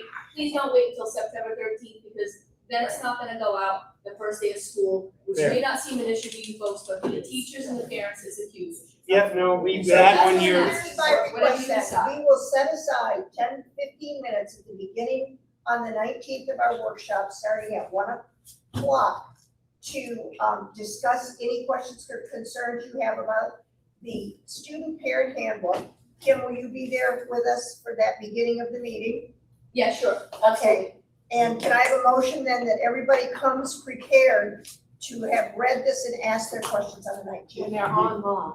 And they are online. but I have a couple other questions. You dressed up. Okay, Chris, what other questions? Well, Mary, this is things that have to be clarified. One, is at this meeting that we're having then, is there a public hearing? I mean, this plan policy change is a material different cultural change than what this school is normally done in April, which is fine, but do parents have notice of it? Have people had a chance? Wait, to whoa, discuss whoa, it? what's, I know. I mean, it's a minimum, it says the maximum of planned absence now is 5 days.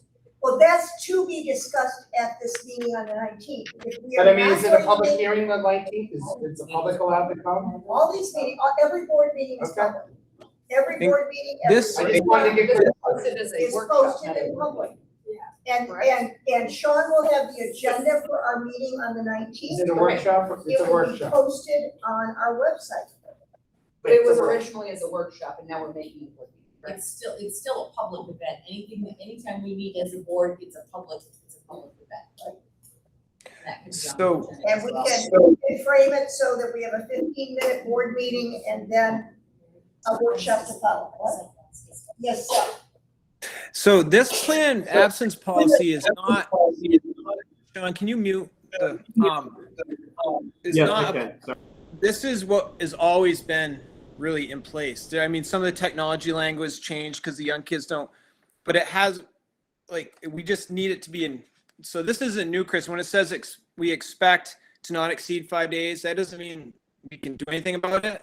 But from an educational standpoint, the spring is difficult. And we're trying to be clear, and maybe some people be like, oh, this is a lot, we won't go for it. So I don't know, but like, this has always been in place, just people haven't been following it like they should. And it creates, it's not conducive to kids learning. The amount of time missed, and I understand people go on vacation, but we just need some stuff in place to spell out our expectations. It'd be great if it wasn't over 5 days. We need to know well ahead of time for lots of reasons, and just, yeah, but it's nothing new. This is all, the form's been in place forever. And it, yeah, just, It's my sense, and this is just me making an observation now about our discussion tonight. It's my sense that there's enough discomfort about people adopting this without having had the opportunity to read it. We can shape the 19th in such a way that the beginning of that meeting is a legal, declared, and advertised board meeting with one item on the agenda, and that's the adoption of the student parent handbook.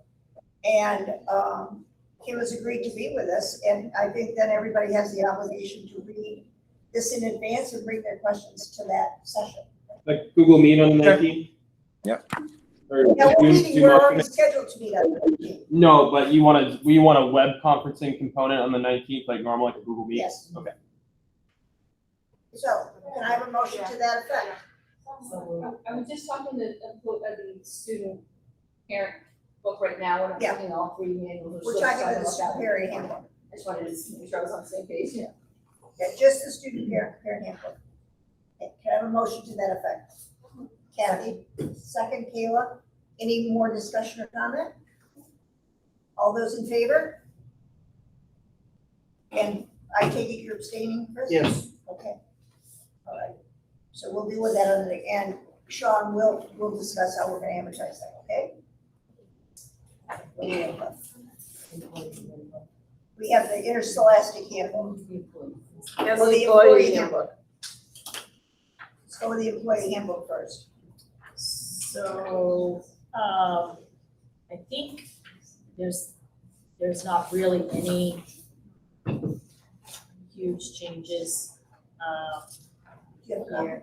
I read it. Okay. Yeah. Online. I don't Anybody think there's, that doesn't have a copy? I read all my names. Yeah. yeah. Okay, Yeah, thank you. I just missed this part, the program of studies, that's all I Okay. missed. So there's nothing that's outstanding in this. We are gonna be working on, a new social media policy for staff. But I wanna spend some time, I think myself and Sean and Seth wanna spend time with the staff to make sure the staff have a voice in that before we actually put that in place. It's a pretty hefty policy. So there's some work that needs to be done on that. So if that, change does happen, we can make an amendment to the policy and make sure that the staff are aware of that.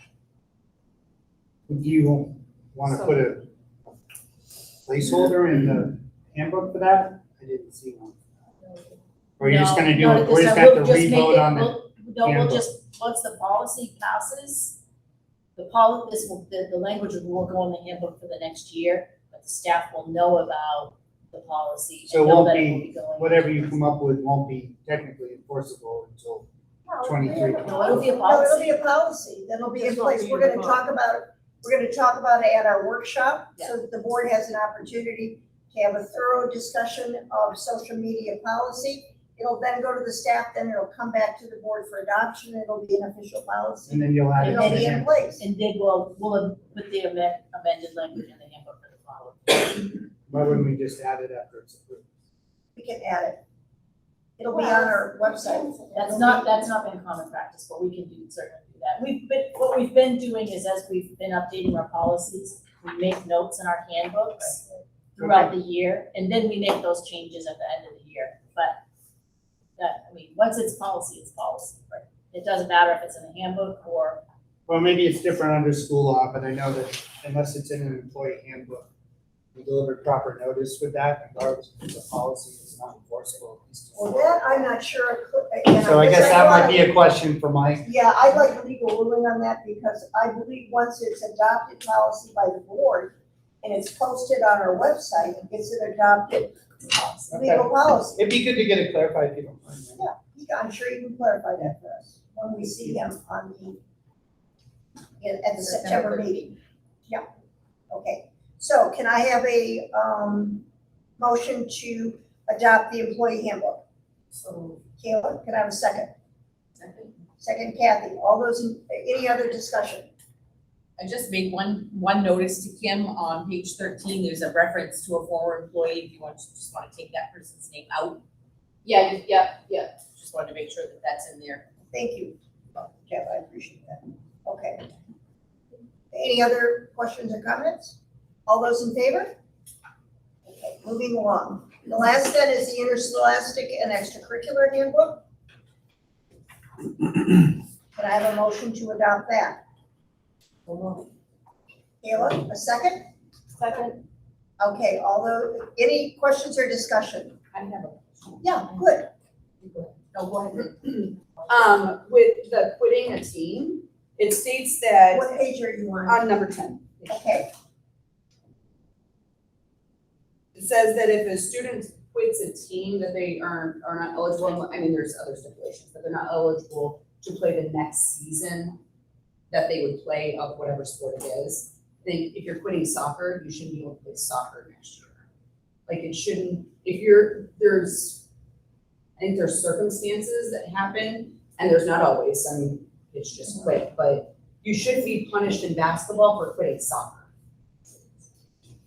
If that makes sense. No, I understand what you're saying. So the sentence reads, after this 2-week period has ended, if any athlete leaves for other than medical reasons, chooses to quit a team, he or she will sit out during the next season of sports that he or she would participate in. So I would assume it would be an apples to apples, it would be soccer to soccer, I don't. basketball to That's not basketball. how it You don't think that works. is that way? That's not how it's phrased, no, for the next season, so your next season would be basketball, you quit soccer, and then, so you can't play basketball. Or you I hear quit what you're basketball, saying. you can't play baseball. Say you had a conflict with a coach. Or Yes. family emergency. Family emergency. Or anything. I mean, some of Well, them you get family approved, but yeah, that'd get approved. Yes, That- well, it says medical. Yeah, it does say medical. It doesn't say family emergency, it It just does, says medical. it says medical. So maybe that needs to be beefed up. I think it needs to be clarified, that it doesn't leave a lot But of. I also room. don't think punishing a kid, like, saying they decide that soccer's not for them, Right, that they should be punished and not be able to play basketball. play basketball or Like, I or think- softball or yeah, whatever. See, yeah. can I speak on this? Yes, yeah, Okay, so what this is for is you have 2 weeks to figure out if you want to play or not. This happens very rarely, but you can have a kid that gets a month in and just because they're unhappy or they're mad at somebody on the team, they quit the team, let the team down, break their commitment. And I think it should apply to the next sport. It discourages quitting. Like if you're going to commit to a team, you need to commit to the team. And I think that's why the athletic department has this in here, is to discourage that piece where kids, you got 2 weeks to try it because there's a lot riding on you. We have very small numbers and we make schedules, and you could have one kid quit and you could not have any more of a season. So I think that's why it's in there. I like it. It makes kids commit and to really maybe ride it out. And if there's a family emergency, a medical issue, we would look at that and make a decision. But And I then- hate and then- I hate speaking just for Jeff. I don't like speaking for Jeff. So, but that's kind of the feel I get from working with the team. I'm gonna respectfully disagree with Seth on this one. I think, this is not, the punishment doesn't fit the crime here. If golf is not for you, then you shouldn't be penalized from cheering or playing hockey or whatever it is. And, kids quit for lots of reasons. That's the way the world is right now. I would like us to take another look at this.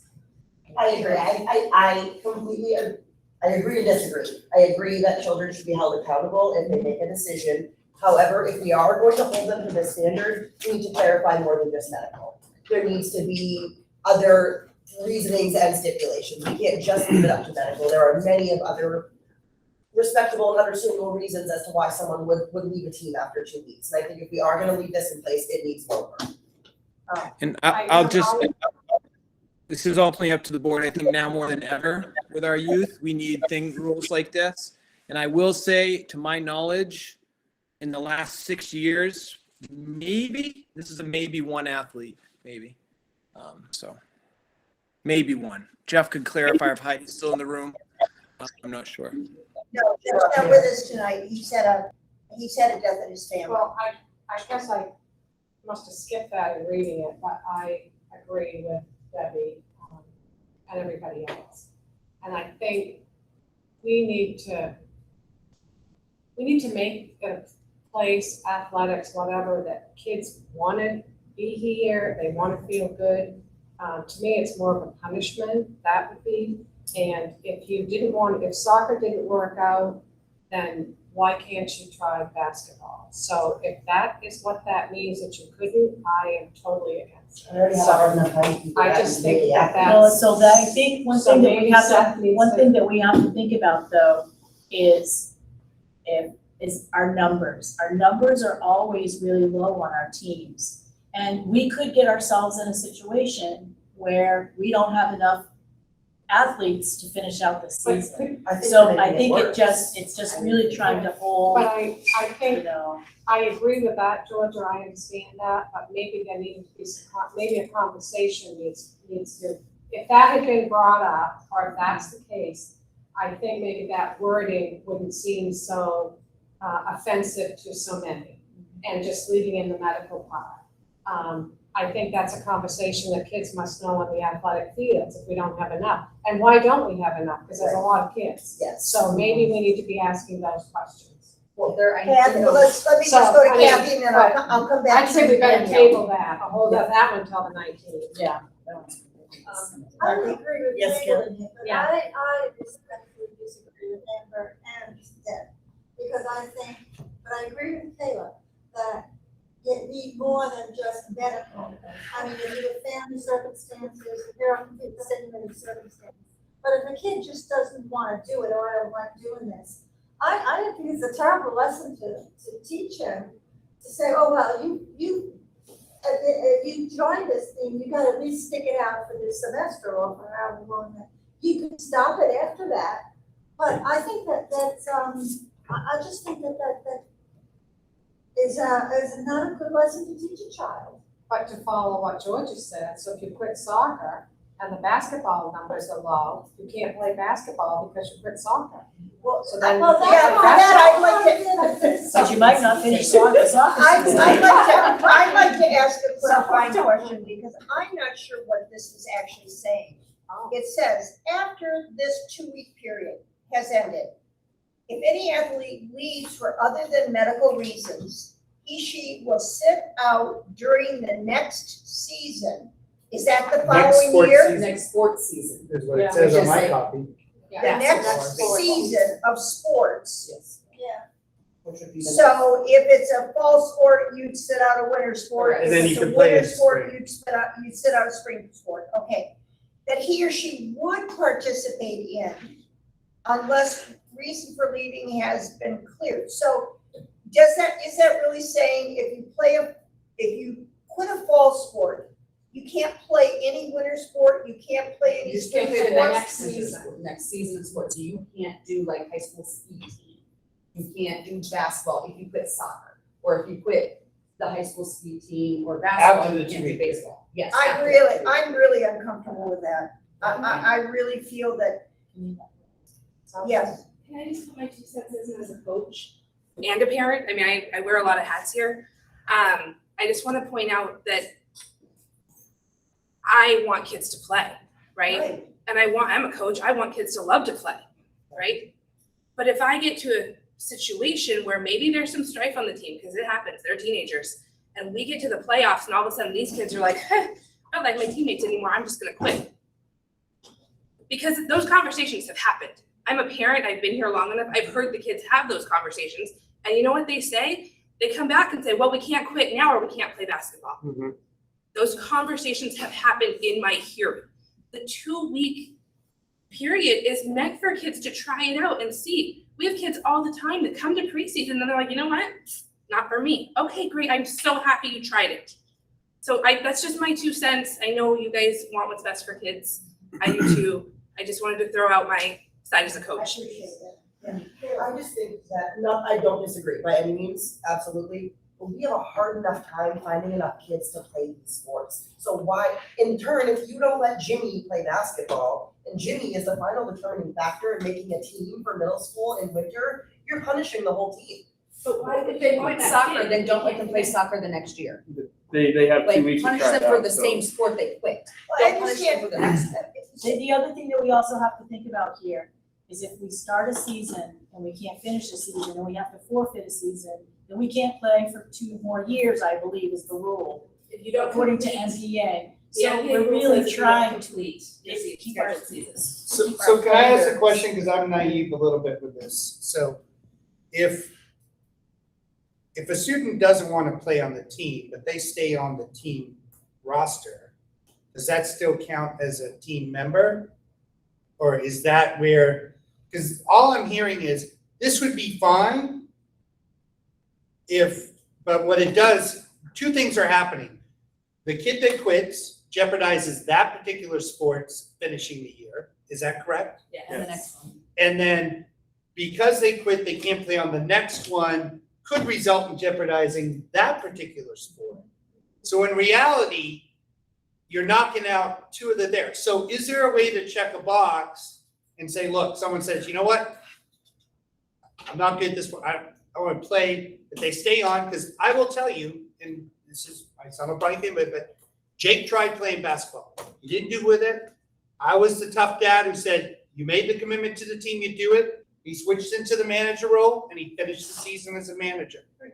And it worked out good for, Jeff was, it worked out fine, but it accomplished the lesson, but he wasn't, he was literally stressed out on the, out playing. It wasn't his thing. It's a great skier, but basketball wasn't his thing. But I would say. So is there a way to compromise to make this work where you don't knock a kid out for the whole year, but you also teach about the team thing, but yet, I don't know if we can word it that way. I don't know if we can say that. Say, you have to remain in some capacity on the team or something like that. Because I don't think that's bad. Some kids like, look, I really suck at basketball. I don't want to play it. But they stay involved with the team and help the team finish, and they still. I think that's it. I think. Is that a reasonable Kayla's saying- compromise? I think what Kayla's saying about how just medical, that is really narrow. Yeah. Circumstances happen. There should be some. You know, you there can should put be some in- extraordinary circumstances. Yeah, you can put in extraordinary circumstances. You can put in administration discretion. And the Like, coach ever. You can adjust this so it's not so strict without getting rid of it completely so that it doesn't penalize kids for just quitting. Well, there are also times where parents are like, no, 70 for you is not okay. You can't just get a 70 because that's what allows you to play sports. So no, you're not gonna play on that team anymore. Now, that parent made that call because that's our right as a parent. But then that kid that was made to quit by their parents because they couldn't keep their grades up, which it is very hard to keep your grades up with the amount of traveling that they do in such a short period of time. So then they're now made to quit. They can't play the next season of sports, and it wasn't even their call. They didn't get to choose that. It was their parents' discretion.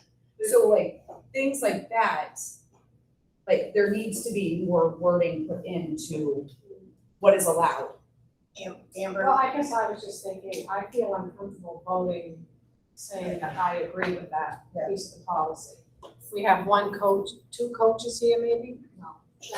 A coach. Okay, so I said you and, okay, so I don't know even who came up with this, but I don't feel comfortable as a board member saying to the community of kids who play and the coaches that This has been in place forever. Yeah, but this language is new. Can I just- This language for quitting a team is new. Not. That language has been in there forever. It's been Oh, it's been in there forever? Yeah. Then why is it underlined? It's not yellow, It's not. it's just underlined to point it out, it's not underlined because it's new. If it was new, it'd be in I yellow. brought it up because this is the first meeting I've been to with the approval of handbooks, and it has bothered me for the last almost 7 years. I guess the only thing I'd like to say, because we're talking about deadlines and stuff, that typically registration for fall sports includes students having to sign off that they've read this and they adhere to this.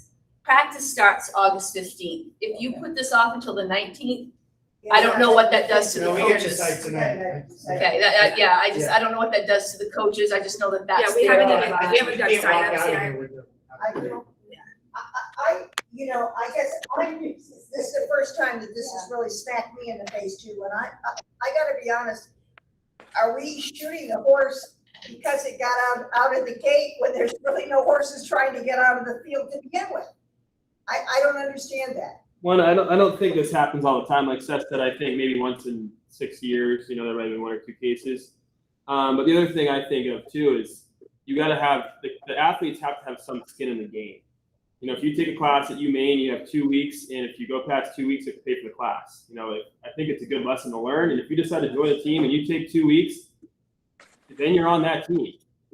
As a coach, it's nice to know your roster. It's not all willy-nilly. I'm not saying this is going to go out of hand if we don't pass it, but it is nice as a coach knowing this is my roster and this is it. These kids are committed. And I don't disagree with that, Seth, I understand, I just think that it's very punitive, it feels to me very punitive.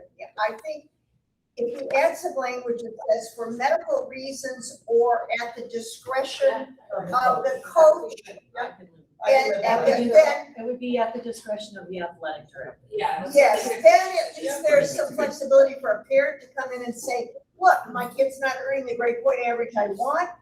You know, and sports comes second in my value system as a parent, the parent has a right to say that, so can we add that language? Absolutely. Yeah. What do you? Would people be comfortable with that? For medical reasons or at the discretion of the athletic director.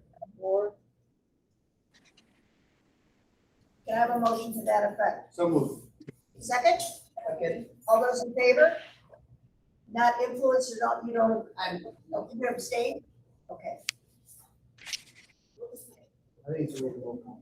Did you just approve the whole thing or just that change? At the discretion or at the discretion of the athletic director? You just approved that change. You haven't Yes, approved we the did just entire- approve that. Right. Okay, we haven't approved yet, or you did approve it? So we approved that change, are there any I other make a issues? motion that we approve the interscholastic policy with the proposed revision in its entirety, the rest of it. All those in favor? Oh, do I have a second first? I'll second. Okay, all those in favor? So it passes. All right, Good So discussion. the only thing we're bringing back on the 19th is the. we are coming back on the um, 19th, with the commitment on the part of each of us on the board to have done our homework about the, parent handbook, particularly the language about absenteeism, and everybody has access to a copy of that, correct? Yes. Okay, so can I have, yes, Deb? Kim, is there a form that people fill out that's attached with this, interscholastic? It's an online registration. When they register, I saw that. they have to click that they read it and they have to sign. Thank you. Could I just also ask for efficiency purposes too, and I know Danielle has been awesome at sending out some initial questions, but if there are some questions or concerns that come up, if you could just share with in advance ahead of time, it will help us to prepare to be ready so that the meeting's more efficient. We have a guest who's also gonna be with us that day, and we don't wanna be wasting, not that it would be wasting his time, but we don't wanna be spending all of that We time. just have to be careful when we send those, if we send those directly to you, we don't get into a reply all and a discussion, because that's not much. Oh, good point. Absolutely. So I because So- that- reply all. Is But that- Georgia, that doesn't mean you can't send us out a summary after you and Mary have gone over them, if you want, and send us a summary and say, these were all the things that were raised or whatever, but we gotta be really careful on that, because I went down that road before. And Not with this group. just but please you- forward them to me, if you wouldn't Yeah. mind, just me solely. Yeah, And and then we can, then you don't have to worry about it. It would be great to get a summary back before the meeting on the next week, so we can be efficient, because I don't wanna see that take up the whole. so you want a summary of the questions? That would be great. And maybe proposed answers from Georgia as to what you think, Yeah, because you have a chance to discuss them with staff. yeah, And then we could breeze if through you that. could get those to me sooner than later, I'll type them up right now. that would really help. Did everyone make a commitment to have them through a week from today? And then that gives you 3 days. This is to put questions things- on the handbook. Yes. Yes. Yes. Any questions or concerns? Have them into Georgia by the night. 16. Thank you. I need a motion to adjourn. So moved. All those in favor? Everybody's getting up, I think nobody's gonna go. Thank you very much. I know it's a long meeting, but lots of good discussion. Thank you, Steph. By the 16th, today. Okay.